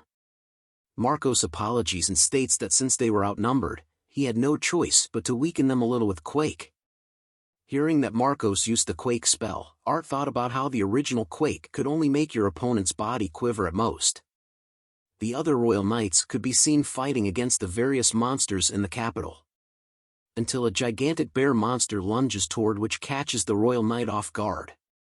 A huge clash explosion is seen as the other Royal Knights watch. Smoke and dust were scattered everywhere until a gloved hand is seen in the smoke. Commander Marcos had rescued the young Royal Knight in time and had blocked the monster bear's attack with his arm. He grips onto the snout of the bear monster, before slamming it directly into the ground, causing a massive impact that even cracked the ground. His eyes were filled with an unwavering wave of determination and fierceness as he stares ahead. He walks slowly to a group of monsters filled with various types such as crows and bears as his body radiates a bright aura. With a single massive swing of his sword, he slices all the monsters in one move. A monster bear soon appears behind Marcos, but he had noticed it already by then. A clash of strengths caused an explosion of smoke and dust to form once again from where they stood. Art could only stare in wonder and thought that there was no doubt about it that among the people that he had met so far, the Commander Marcos' strength was in an entirely different league. as the smoke and dust dissipates, Marcos could be seen standing triumph over the monster bear that wanted to sneak attack him. Pettis appears and strokes his chin, telling Art that thoroughly and overwhelmingly until there is nothing left. That man is completely focused on annihilating the enemy before him. The reason the imperial capital has preserved its peace to this day is that ever since Marcos joined the Imperial Knights roughly 15 years ago, not a single invasion was made by other nations. Art listened to how Pettis spoke so highly about Marcos, knowing that that was not all, as Commander Marcos had also bought time by acting as bait so that the evacuees and his troops would be unharmed. Art shows a disappointed look, thinking about the possibilities he could have if he only had half as much courage as Commander Marcos. He thought about the what-ifs as he recalls the incident back at the ballroom dance. And that if he had Commander Marcos's courage, then he wouldn't have had to make her cry back then. The group stood in the center of the circles that Commander Marcos had made with his quake spell as a bunch of monster crows slowly surrounds them. More monsters soon arrived in front of the group while baring their fangs at them. Commander Marcos waves his arm in front of his troops, telling them to step back as he would handle this himself. But the troops yell out at him, stating that he was bleeding due to the clashes with the monsters from before. But Commander Marcos brushes their concerns away while telling them that he was fine as he prepares his sword. Art then recalls Urk's words about how the Isfil household is an ally of the people and that she must protect his smile too. Art's eyes were soon filled with immense determination and courage. Streams of water soon start to flow from the manhole cover of the sewer below them. Art thinks about the fact that he was just a weak person that made Urk cry, but despite that, Urk had accepted him the way he was. Art was preparing to cast a powerful spell with water, as he had remembered the reason why he wanted to do the protecting too. He raises his arm high in the air, wanting to protect Urk's smile. He casts a spell combination of wash plus enchant spells, swell, oxidize, elasticity, lightweight, creating a spell called Misty Jail that had trapped all the monsters that surrounded the group into bubbles that float in the air. The troops were shocked to see that magic was being cast multiple times by Art and realized that he was an adept user. Art then holds his finger and snaps them, saying, "Let him rip." The bubbles filled with monsters soon disappeared in an instant, leaving sparkles in the air. But Art soon experiences a painful feeling throughout his entire body. He kneels on the ground in pain as the troops rushed over to his side. They tell him not to force himself, as using one enchant spell was already the limit for most people, and that under normal circumstances it would not be unusual for Art to be mentally broken down. Commander Marcos sees Art and takes a step forward. He then introduces himself to Art as the Commander Marcos of the Royal Knight. He praises Art for what he did just now and tells him that it was some impressive spell casting. The troops behind Commander Marcos were shocked to hear him praise Art, as Commander Marcos was someone who had rarely called people by their names and never really praised anyone. The troops then asked Pettis who Art was, and he simply replied to them that he was a genius. Commander Marcos bends over to express his gratitude, causing to be flustered as he tells Marcos that it was no problem, but then Art spots something that catches his attention. Marcos was giving him a serious expression. Seeing this made Art bend over as well to once again introduce himself as Art, who was under the care of Marquis Isfil. The two of them soon exchanged a brief look at one another. Tet interrupts them in a hurry as he calls out to Art. He tells him that they needed to head over to the nearby orphanage quickly, as Princess Urk was over there. The scene changes to the orphanage, where black wolf monsters soon appear and Urk could be seen facing off against them, clad in her armor and wielding her mighty sword. Urk holds tightly onto her blade in order to wield her sword to protect those dear to her. The black wolf monster lunges at her, but she manages to block its attack. One by one the black wolves began to attack her, but each time they did, Urk was able to defend against their attacks as they slowly surround her. She curses in her mind about the fact that she could not mess up while protecting the nuns and the children. She then thinks of Art's smiling face, and prepares to fight with all her might, as she knew that she shouldn't be lenient as Art was risking his life to fight in the city. Urk had always worked hard to become a pillar of strength for Art. She grips her sword tightly, wanting to protect them. Even if she was alone, she lets out a powerful downward swing of her sword that cuts down the black wolf that was closest to her. She then takes a heavy step into the ground and floats in midair to prepare another devastating sword attack at the two black wolves. Her attack lands with a powerful explosion seen from above, causing smoke and dust to scatter all around. Urk is seen in the smoke and dust holding her sword high up but is panting heavily from the exhaustion of using so many moves. She then swings her sword backward as she senses something behind her. But it turns out to be a simple rock.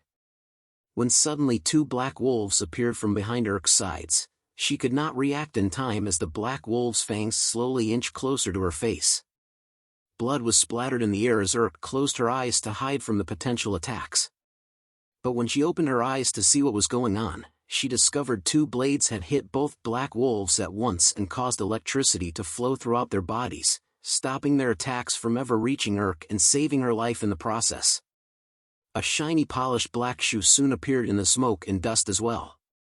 Art had finally arrived and managed to save Urk in time from the black wolves' attacks. They both showed a stunned and worried expressions on their faces. Art then says, "Thank goodness you're all right," to Urk. But her expression was darkened over the fact that she was once again saved by Art. The two had finally met after a long time, but Urk decides to apologize to Art for not being strong enough. Art tells her that it was not true, and what's more important was the fact that she was injured and needed first aid. Urk tells him quietly that her injury was nothing and that she was okay. Tet finally reaches them and calls out to Urk while being relieved to see that she was safe. Both Urk and Art soon rushed back to the guild in the city as Tet informs them that there was an emergency meeting at the guild. They continued to run by the destroyed buildings and shops after the monsters had invaded. They soon reached the guild building, but Art notices that there were injured royal knights everywhere. A pair of royal knights push past Art, saying to excuse them and to let them through. Art could clearly see how injured the royal knights were as they were covered in bandages filled with blood. He overhears the bandaged royal knight apologizing to his vice captain, who tells him to not talk anymore. Art grips his hand hard, thinking deeply.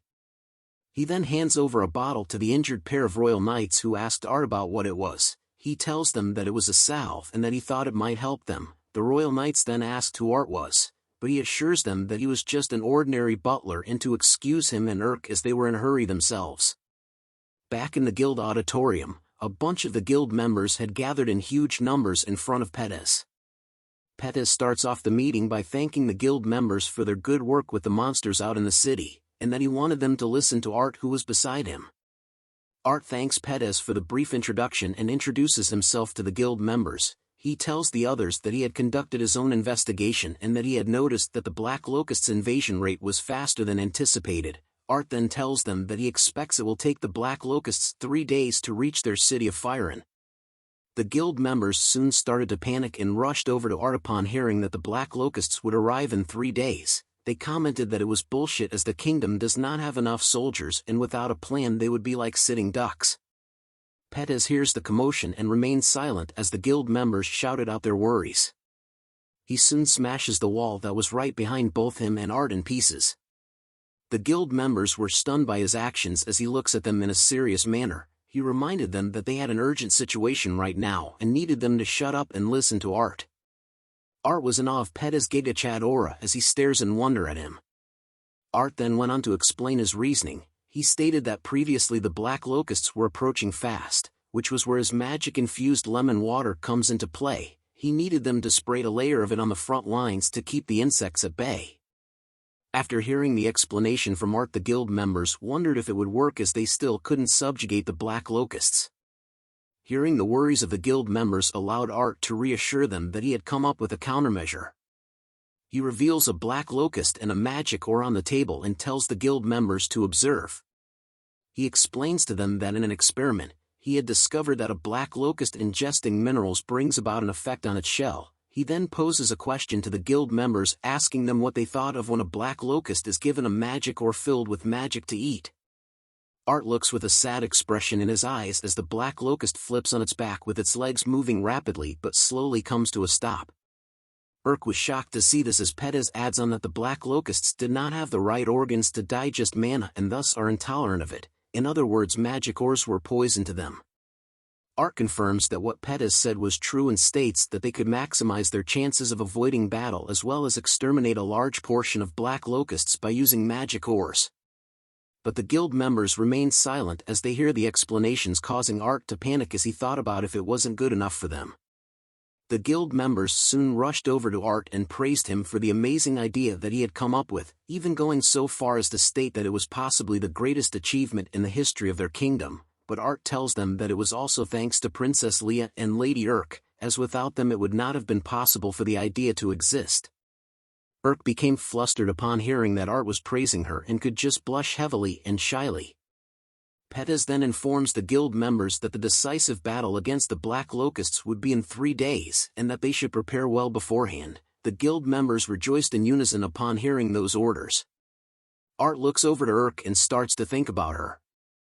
Recalling her face and knowing that she had given him enough strength by just being by his side. Art's face was once again filled with determination to protect all those that he held dear to his heart. As the swarm of Black Locusts is seen swarming over to the city of Firen, Art swears that no matter what happens, he would definitely protect Urk. Bells rung throughout the city as Commander Marcos is seen leading his troops with their horses through the crowd. The people of the city presented flowers to the royal knights as they head out to the decisive battle. A huge number of royal knights were exiting the city as flowers were thrown at their feet. Commander Marcos led the charge and is seen with a fierce look on his face as they head to the final battle with the Black Locust. Urk and Art are seen stationed at the old battle fort called Gestalt. She tells Art that the time has come and he agrees with her that it would all start tomorrow. Urk then apologizes to Art for having him dragged into the battle, but Art tells her that there was no need to apologize as he would do anything for her. A voice shouts out calling for Sister Urk. They turn to see that the voice had come from Firen orphans and their nun. Urk tells them to not come here as she had already told them to take refuge in the Isfil family estate, but the orphans had wanted to give something to Urk. They presented her with a wreath made of flowers which surprises Urk. She then hugs the little kids tightly, and tells them that they should play again soon as she would definitely come back. Art smiles and watches from the back as Urk and the orphan kids hugged each other tightly. After some time Urk reminds them that the war council was about to begin and that the children should return to the estate. Urk and Art soon bid farewell to the orphan kids and the nun from the wall they stood at. Art commented that the kids were sweet. Urk agrees with him and states that it was a miracle that they laugh right now. Art was confused for a moment by her answer until Urk explained that the kids were disaster orphans, victims of abuse, abduction and monster assaults. Urk was personally supporting their orphanage as it was experiencing some financial difficulties lately. Art gave a smile upon hearing Urk's explanation and recalled their first meeting at the guild as he tells Urk that he was glad that the orphan kids had met a savior like her. Urk looks at Art and tells him that she felt the same way just as a man appears behind her, telling her that the Order of Knights had arrived and that the War Council regarding the decisive battle will now commence. They soon decide to go to the War Council meeting together. A great number of royal knights are seen gathered in a uniformed stances. Pettis and Art explained to the royal knights that there was a swarm made up of 500 billion Black Locusts and their queen heading towards the old battle fort Gestalt, which is where they were and which was also the last line of defense for their kingdom. They mentioned that there would be no Outlook squad but instead will have 3 individual groups. The first group, called the Rearguard Sweepers, would be led by Ramon, the second group, called the Ambush Squad, would be led by Art, and finally, the last group, called the Diversionary Squad, would be led by Commander Marcos and Pettis. After informing the Royal Knights of the plan to engage in the battle with Black Locusts, the Royal Knights salute the commanders. Night arrives and ambers could be seen flickering in the sky. The Royal Knights were having a party with a huge campfire in the middle where they ate and drank as much as they could. Art and Urk were alone with their own campfire when he mentions to her that the Royal Knights were having fun. Urk tells him that Pettis was treating the Royal Knights as he said it might be their last day. Hearing those words made Art show off a sad expression on his face, but he changes the topic and talks about how Captain Frey seemed to be in a rush after they had talked with him. Urk tells him that Frey seems to be heading west with the rest of the cavalry unit. Art then mentions that Raymond and Tet were also participating in the war and that it was reassuring to have former high-ranking adventurers on their side, but Urk was upset over the fact that the Queen Locust had been designated as the most perilous S-rank hazard, which was incomparable to anything they had faced thus far. Silence soon fell upon them as they looked at the campfire in silence. A certain look came upon Art's face as he stood up. He immediately went over to Urk's side and grabbed her hand, causing her to be flustered as her face was blushing hard. He leads her towards the forest, telling Urk that he had a place that he wanted to show her. Crystal fireflies were seen, which were fireflies that were like crystals. The crystals they eat manifest on their shells. Urk and Art had wandered into a breeding ground filled with crystal fireflies that Urk mentions.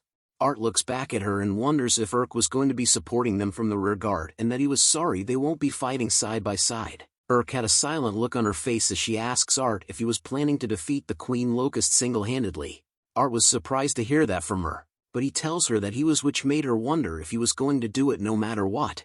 Art tells her that it was okay and he was willing to do it for her, but Urk cuts his sentence off halfway by suddenly grabbing onto the back of his shirt. She tells him that she knew, and tightens her grip while repeating the same words.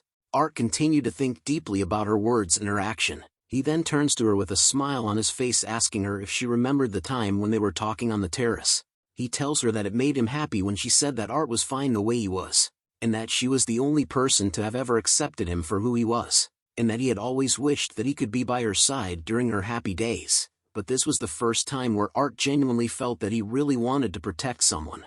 Art pulls Urk closer to his body, embracing her tightly in his arms, as the crystal fireflies lit the area with their blue light. With his head on her shoulder, Art tells Urk that she was sorry for making her worried about him.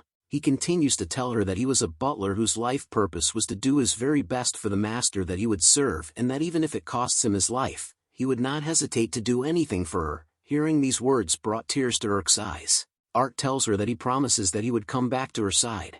Urk's voice calling out Art's name could be heard throughout the forest as the moon shined brightly. As they continued to embrace one another, Art thought about the feelings he had kept close to his heart, which had ignited a flame of hope in his chest. He fervently hopes that Urk may be blessed with overflowing happiness with his determination as a butler. The moon soon turned blood red as an endless swarm of black locusts was seen gathered in the red night. The Queen Locust was leading the charge toward the kingdom.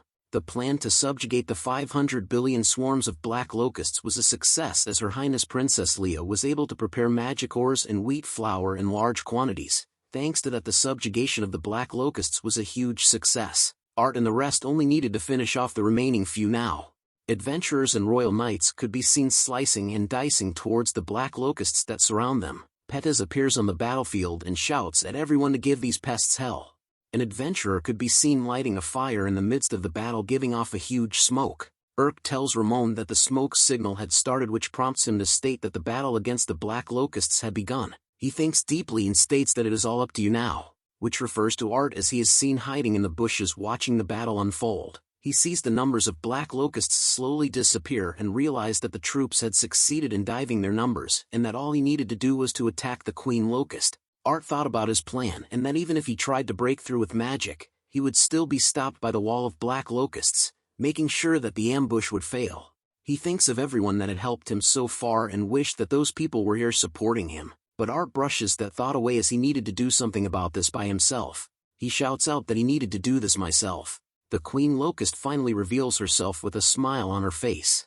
Pettis shouts out that it must be kidding, as Art and Urk were shocked to see the Queen Locust, who was rank S, finally revealing herself. A ring of light soon appears around the Queen Locust, which Ramon spots and immediately shouts to everyone to get down as a bright light emerges from her body. The bright light came out in a massive wave, causing destruction all around to happen. A large explosion similar to an atomic bomb being set off was seen. The nearby forest, mountains and castles were seen being easily blown away into pieces as the explosion reaches for them. Once the explosion had settled down, nothing was left as the Queen Locust stood alone in the midst of a barren land. The adventurers near Pettis shouted at him if he was okay, while Pettis slowly stood up and called the Queen Locust a bastard. The royal knights asked the commander Marcos if he was fine, to which he agrees. Ramon yells out if everyone was alright. Urk tells him that she was fine, but Tet was wounded when he protected her from the blast. A nearby servant yells out to the medics to tend to the wounded.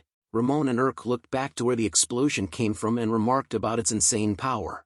While Urk was concerned about Art, who was seen still in one piece amongst the smoke, he curses in his mind and hopes that everyone was okay. But something up high in the skies caught his attention as the smoke slowly dissipates. It was revealed to be multiple monsters of different types, ranging from dragons to minotaurs wielding a giant axe. The dragons roar fiercely in the skies as they head toward the troops. Meanwhile, the troops could only stare in horror due to the numerous powerful monsters that were coming toward them. They shouted "Mayday! Mayday!" due to the incoming monsters. Art could only think about the incident with the giant bear and the raid back then at Firen and wonder if they were nothing more than just Queen's test runs. Art immediately grabs onto his sword, determined to save everyone with his own hands. Back at the imperial family's castle, Princess Leia is seen sitting beside her father the king along with the ministers. The king asked her about how things were looking outside. She informs him that everything was fine and that she was sure of it. The king then asks her if she would not mind singing him a song, but she was confused by his request.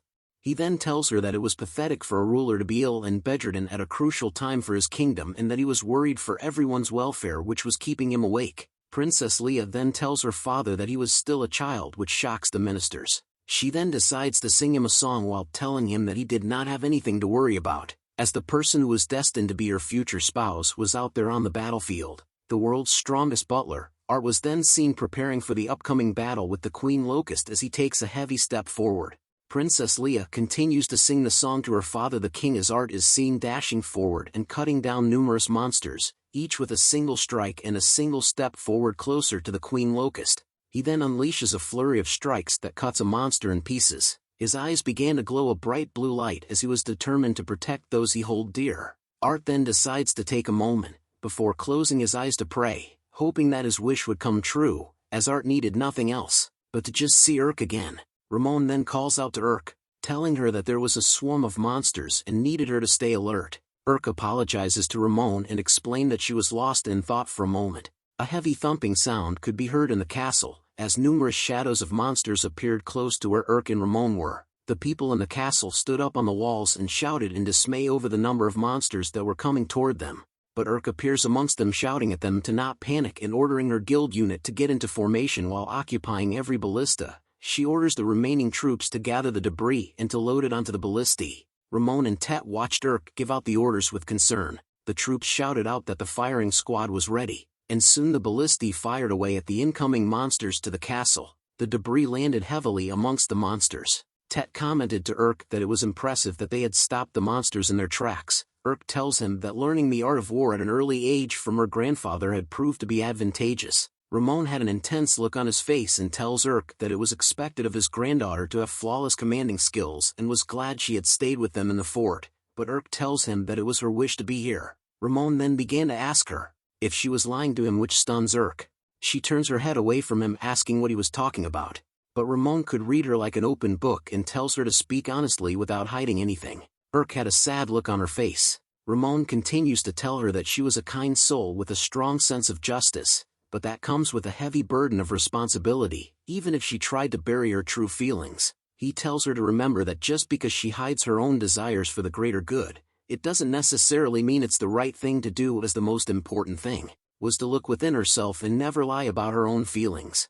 Urk thought deeply about her grandfather's words. Ramon then tells her to leave the rest to Tet and him. Tet tells her to follow her heart. Urk took a moment to think deeply about their words. She thought of her wish to protect her beloved city and its people, and that to make that wish come true, she had given nothing but her all. However, she did not possess strength like veteran warriors, which was why she had chosen to be a part of the rear guards. She knew that this fight was the one that they needed to win in order to protect Firen and to protect the kingdom. Art was the core of this strategy, and she did not have the power to do it alone, but Urk still wanted to be a part of Art's strength. After all, she did not want to lie to those dear to her. She thought of all those close to her and knew that in order to protect them she needed to at least provide support. Her eyes began to flow with hope as she tells her grandfather to permit her to go to the front lines, as she wanted to protect the city with the person she cherishes the most. Ramon smiles upon hearing her determined answer, but a huge shadow suddenly casts over them as Ramon turns to see what it was. He immediately tells Urk to get as far away as she could, as he tells her that they had an unwelcome guest. The Queen Locust has once again revealed herself right in front of Ramon and Urk. Meanwhile, back at the battlefield, Art stood still as he stared at a black ball in the sky made of black locusts. His face was filled with panic as he realizes that the Queen Locust was heading straight to their stronghold. Weapons and monsters could be seen everywhere as smoke and dust covers the battlefield. Art appears once again and slices a monster into various pieces. He sees from afar that the Queen Locust was near the stronghold and thought to himself that he needed to hurry or else, but he looks at the troops belonging to his squad and knew that he somehow needed to protect the divisionary squad too. He prays that Urk was safe. The Queen Locust lets out a light swing of its scythe-looking arm, unleashing a powerful wave that sends the soldiers near Ramon and Urk flying away. An announcement is shouted out saying emergency alert. Emergency alert. Prepare to intercept. As Urk looked frustrated at what was happening to the stronghold right in front of her, the soldiers were amazed at the strength of the Queen Locust but yell out to the others that they shouldn't move forward fearlessly. The nearby mages cast fire arrows and ice needles toward the Queen Locust, but she places her hands together to cast her own spell. It was revealed to be a protective bubble that surrounded her and stopped the mages' spells from landing. The mages soon realized what had happened based upon seeing that the Queen Locust's arms were in a praying position, which somehow managed to nullify their magic. Their options to attack were now limited since their magic would not work and it was hard for them to get close to the Queen Locust. But a huge explosion is seen erupting directly behind the Queen Locust. Urk was surprised to see this and wonders if that was another spell. Ted informs her that perhaps the Order of Knights has been wiped out, but with a smile on his face, Ramon tells them that they might not need to worry as a Metalfoot clad in armor appears. Commander Marcos of the Royal Knights had finally appeared at the stronghold. He walks towards the Queen Locust while apologizing to the people in the stronghold for his tardiness as he had experienced a slight delay. Urk sees him approaching and calls it madness, which was expected as one of the Royal Knight commanders. Commander Marcos soon faced off against the Queen Locust in an intense staring contest, stating out loud that the calamity that threatens their kingdom shall be vanquished. Commander Marcos soon unleashes a mighty swing of his heavy sword toward the Queen Locust just as she returns a powerful strike of her own toward Marcos. The collision of their attacks formed a massive explosive as debris and smoke covered the entire area, even causing Urk to cover her face while she was in the stronghold. Urk stares into the huge dust cloud to figure out what the shadow was. She wonders if Commander Marcos had succeeded in taking down the Queen Locust just as a shadow became clearer, but the harsh reality was set in as it was revealed to be the Queen Locust who had won in the Clash of the Titans. She flashes a smile towards Urk as she continues to hold Commander Marcos with a spike impaled through his body. Seeing this sight created a rush of anger inside of Urk. The Queen Locust then throws Commander Marcos's body to the side, giving out an evil smile. Back at the battlefield, the sight of monsters and weapons clashing continued on. Art was cursing in his mind that there was no end to the monsters. His face was filled with fatigue as he thought about what would happen if he were to stray too far from the diversionary squad, making them in danger. But the sudden appearance of a monster caused Art to react too slowly to its attack. Another explosion of dust could be seen from where Art stood. Pettis appears with a jacked right arm blocking the monster's fist. He tells Art that he doesn't look too good. Another voice calls out to Art saying that it is too early to give up, which catches his attention as he turns around to see who it was. Frey had appeared on the cliffs with the cavalry unit of the Royal Knights. Art calls out to him while Frey tells him that they were sorry for being late. The Royal Knights spotted the situation on the battlefield and reported to Frey, which he informs them that it was predicted by Commander Marcos. Frey recalled the moment when Commander Marcos received the reports of the animals in the forest vanishing, and realized that it was perhaps there were still monsters lurking due to the Queen Locust's influence. He then orders that they needed to gather the Order of Knights from every location and return. Frey holds his sword close to his face after recalling Commander Marcos's orders. He orders his troops to take up arms as various weapons are shown in the air. He commands his troops that it was now time to pledge to their swords and to pierce the foul darkness with its blade. "Glory to Drad! Glory!" they yelled as they marched down from the cliffs to the battlefield, just like that scene from Lord of the Rings. A huge amount of cavalry knights were seen rushing towards the battlefield with Frey leading the charge. Monsters were easily cut down as the cavalry rode past them. Pettis smiles upon seeing this sight, and then tells Art to head over to where the Queen Locust was.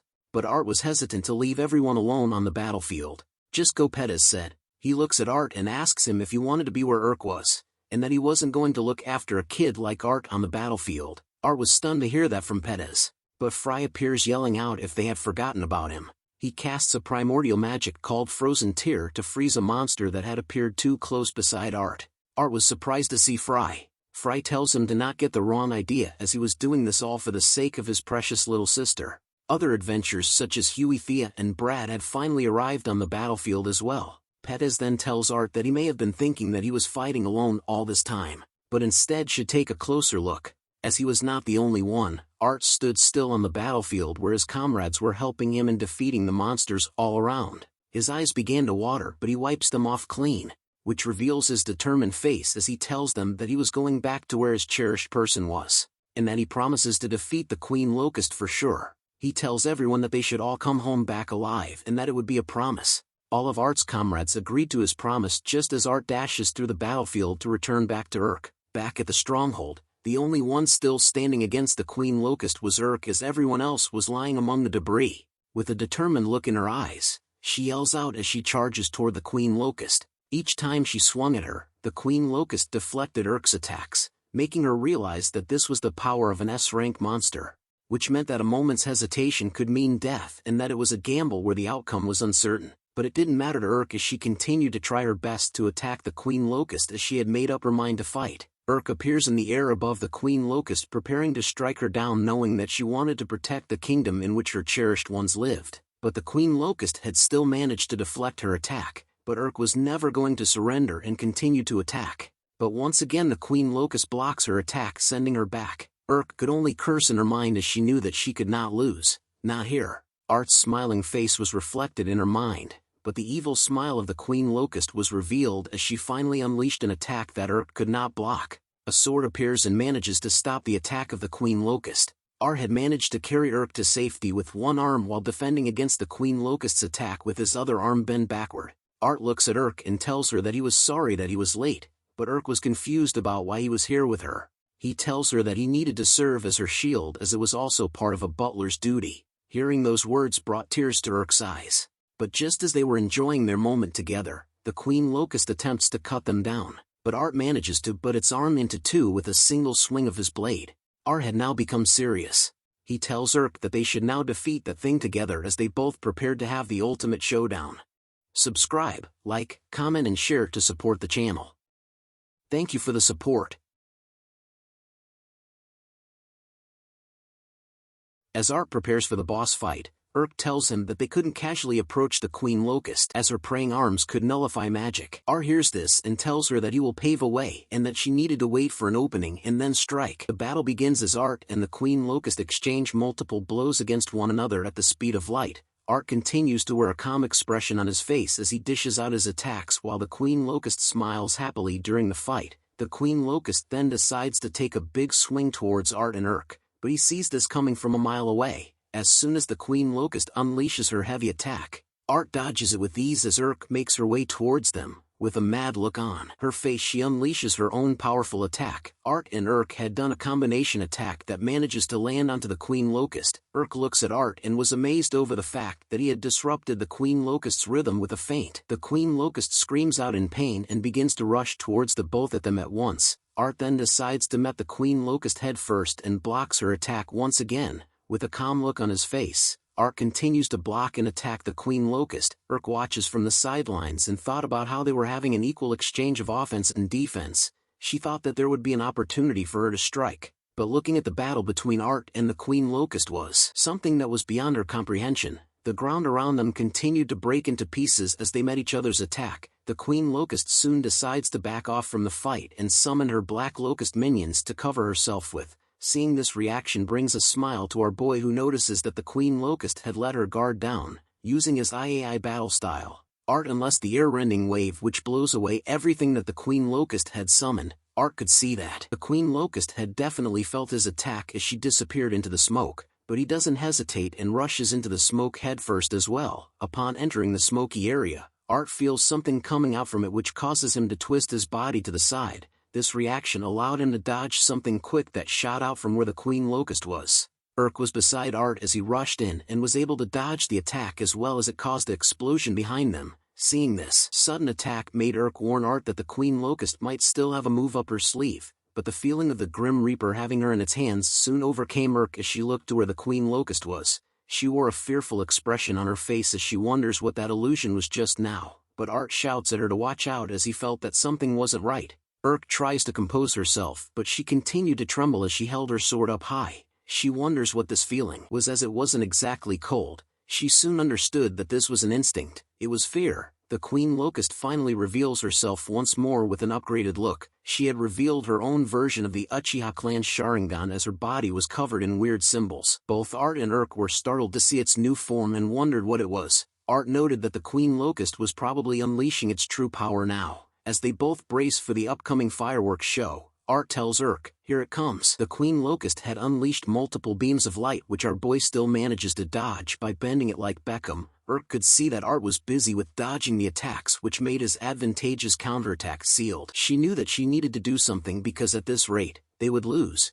With a determined look in her eye, Urk had decided on something. Art had finally been cornered by the Queen Locust as she lets out one final massive beam of light.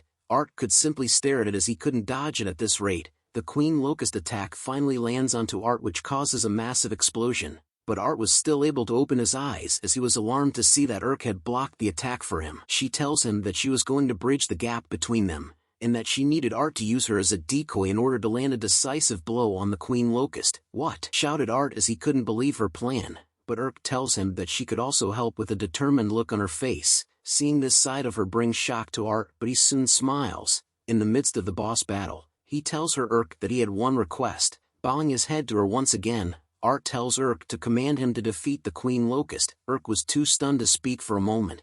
I mean, who would say this in the middle of the boss fight? Art wanted it like the time when they had first met, and when he had felt conflicted at the ball. He tells Urk that her words have always transformed him. "Your words give me courage. There's nothing more to it. It's all because they are from you, Urk." Art then moves in with his Riz move and hugs Urk, begging her to command him as he didn't want her to get hurt. Urk herself began to recall the past moments where she had given orders to Art.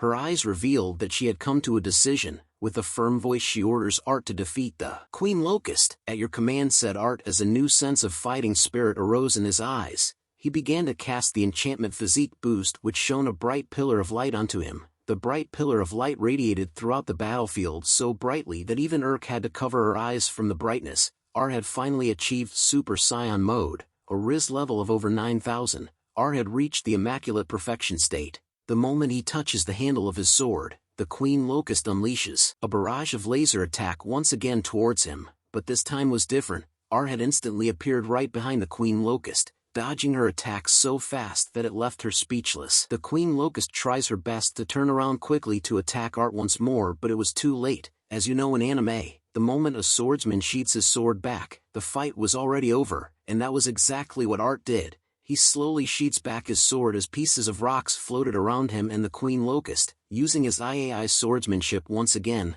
Art had managed to slice the Queen Locust and everything else into half. The technique he used was the Zenith blade, single word, cleave. All that remained behind where Art kneeled was a deep gash into the ground. The Queen Locust had been defeated in a single blow by our boy. As soon as it was all clear, Urk appears and shouted that they had won. The sun shined bright enough to make her cover her eyes as she searches for Art.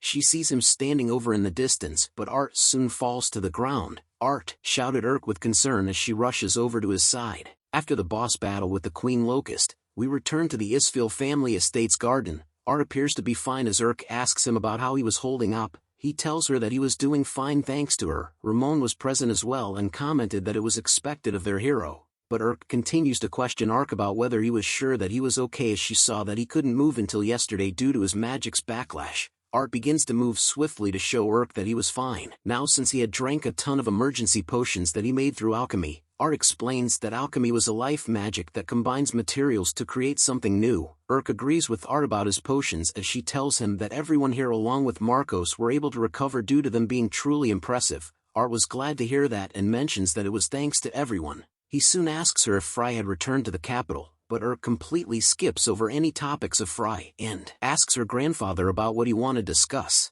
The scene then changes to show that Princess Leia had arrived at the estate and had brought along tons of servants along with tons of goodies. "Look at that money flex, a grant of nobility," shouted Urk as she asks Princess Leia about what it meant. She explains to them that since Art had slain an S-rank monster and saved the kingdom, it was a reasonable reward, but she was upset over the fact that it was only a baronetcy as she wanted the kingdom to give Art at least a viscountcy. She noted that it was shameful, but her father had scolded her about the gold ingot incident. Urk agrees with her father and reminded Princess Leia that she needed to reflect on her actions a bit. Ramon cuts in to remind everyone present that it was certainly happy news. Urk looks at Art and asks him if he was okay with it as he was going to climb from a commoner to a noble. Now, Art thought about the reward and realized that it meant that he was going to be the same as Urk and Wendy. With his fist gripped tightly onto his chest, Art was glad to hear that what he did was incredible enough to warrant such a reward. Urk was happy to see and hear his response to the reward as she started to smile as well, but seeing the plate in front of her empty made her shout out in fury, "The cookies!" Urk shouted as Princess Leia tells her that they were all gone with her mouth stuffed full of the same cookies. Ramon laughs over Urk's cute reaction and tells her that they could have more prepared but needed flour and sugar. Art was interested and asks Ramon if sugar was the one that comes from the sugar flowers. Ramon tells him that he was right but that sugar was a luxury, due to the effects of the black locusts. The prices have skyrocketed. Art then suggests an idea about mass producing the sugar, but Ramon was flustered over the fact that monsters and insects were in the way, especially the insects. Art looks at him and reveals that he might have a solution to that problem. Hearing him say that causes the girls to jump from their seats as they begged Art to tell them more. He was surprised by their reactions and informs them that he would just be using alchemy. Urk immediately orders her servants to gather the sugar flower farmers. Princess Leia was impressed by her and noted that she was being swift and efficient. Soon enough the sugar flower farmers had been gathered together as Art introduces himself to them, and so the sugar flower persuasion operation began. These are fertilizer locusts. By feeding them more that had been improved through alchemy using the properties of the black locusts, they transformed from pests that ate crops into beneficial insects that produce fertilizer. Art then continues to persuade the sugar farms on using his ideas. He soon comes to the end of explaining his plan and asks the farmers about what they thought about it. One of the farmers introduces himself as Gald. He then grabs onto Art's shoulders and cried tears of joy. He tells Art that he was such a good man. Gald shakes Art's hand with agreement over his plan while telling him that they were willing to pay however much it takes. But Art didn't want the money, just the agreement to share until they can stabilize the supply. Art then moves on to ask everyone about what they thought about hot springs. This piques Urk's interest as she asks him about what hot springs were. Art reveals to everyone that it was something that they can create with alchemy. Hearing this made Gald wonder if they could join as well. Urk agrees with his request and informs them that they should all share the joy together. Art then asks her if the orphanage was selling the potions. She tells him that they were as the scene changes to a church. Art was glad to hear that as they needed the potions for the hot spring. Sister Rax greets them and thanks Urk for her help during the monster raid. Urk apologies to her for the sudden visit while Art introduces himself. Sister Rax noted to Urk that she had a cute attendant, but Urk corrects Rax by stating that Art was not an attendant but someone who was important to her. Rax apologies for her previous statement and asks about what she could do for her today. Urk informs her that they wanted to place a recurring order for their potions. Rax replies back to her that the potions would be 200 G each and if she was sure about that. Art cuts in to inform her that they actually needed it for the hot spring. Rax was happy to hear that just as Urk informs her that if she has any potent potions available then Art and her would be happy to have them. Rax thought about it and informs both of them that she was afraid that the common people wouldn't understand their use. This was when Art reveals to them that there was a time where he drank them every day, like 10 of them. Rax instantly turns to look at Art overhearing the word every day. Seeing her reaction made him realize that it might have been a bad thing after all. Rax scolds Art and tells him that drinking too much medicine could lead to addiction and in the worst case scenario, he could die. Art realizes that was why they stopped working and tells Rax that he doesn't drink it anymore. Rax and Urk soon cuddled together as she tells Urk to not take her eyes off Art. Urk agrees with her suggestion and replies back that she was going to be more vigilant.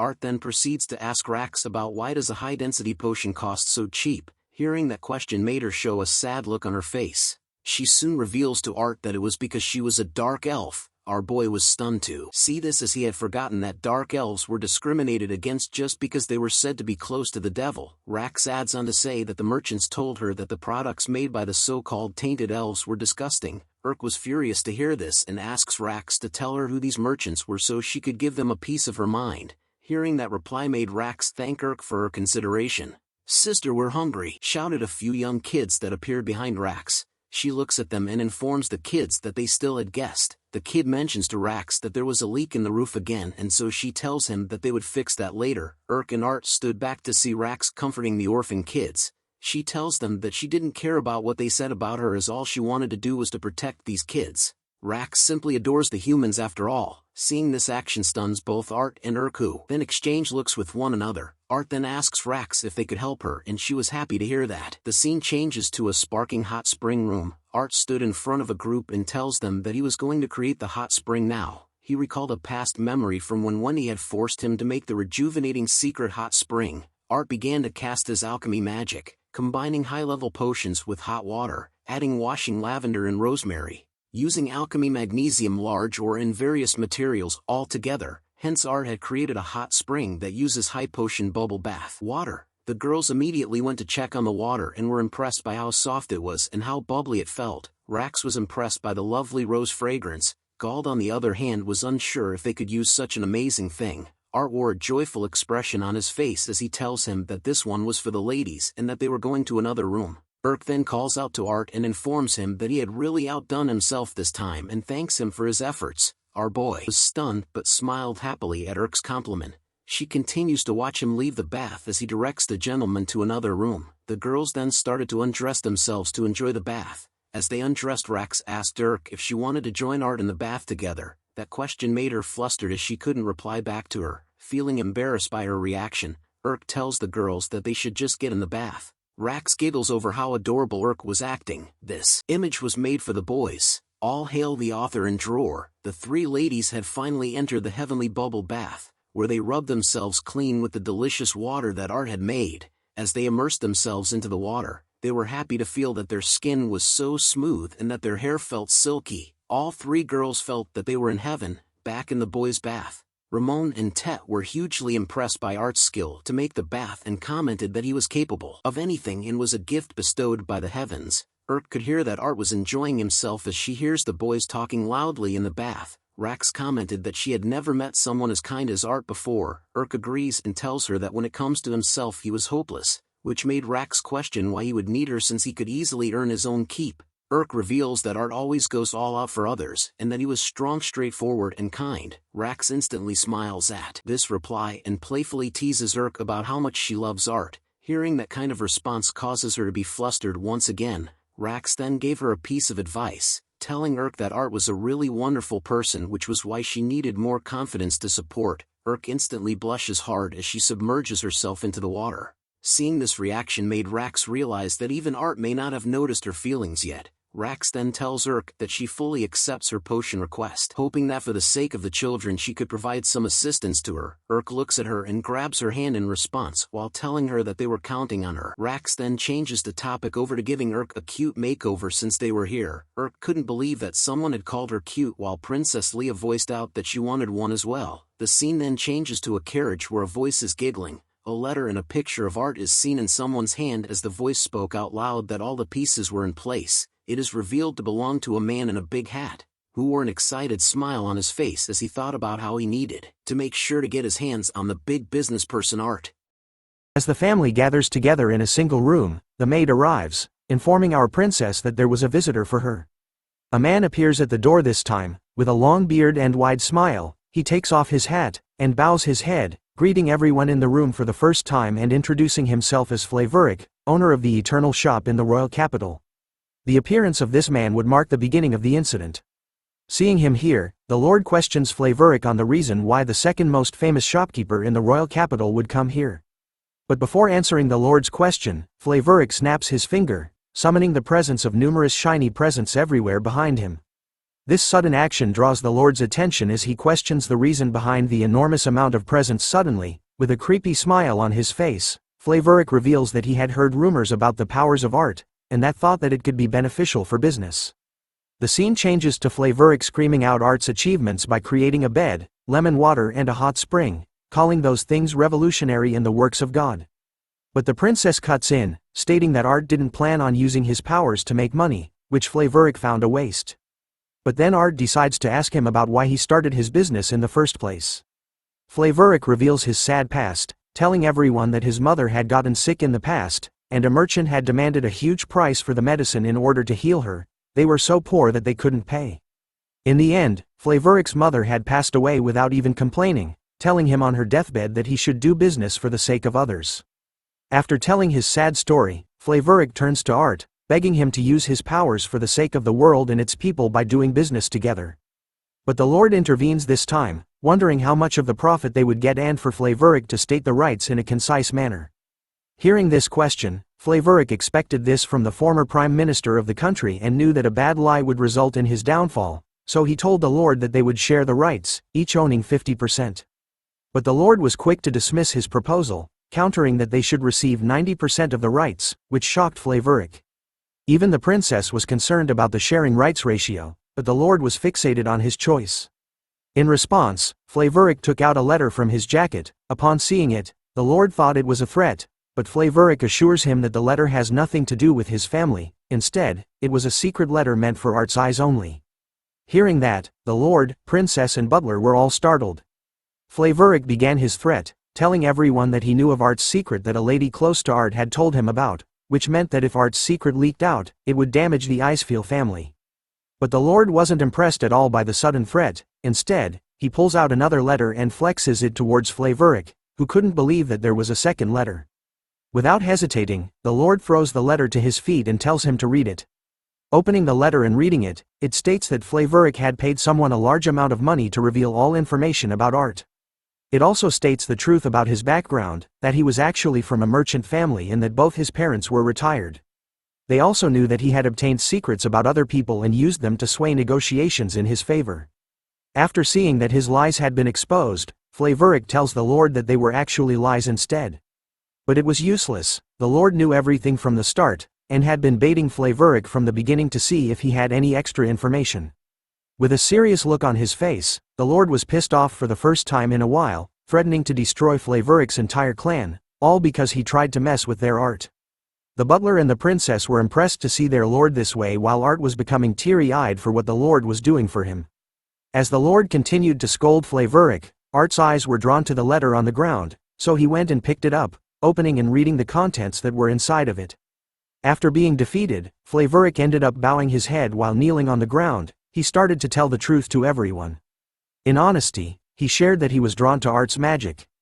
So after a truthful discussion this time, Art and the family managed to end up getting a percentage of Flavoric's shop's profits.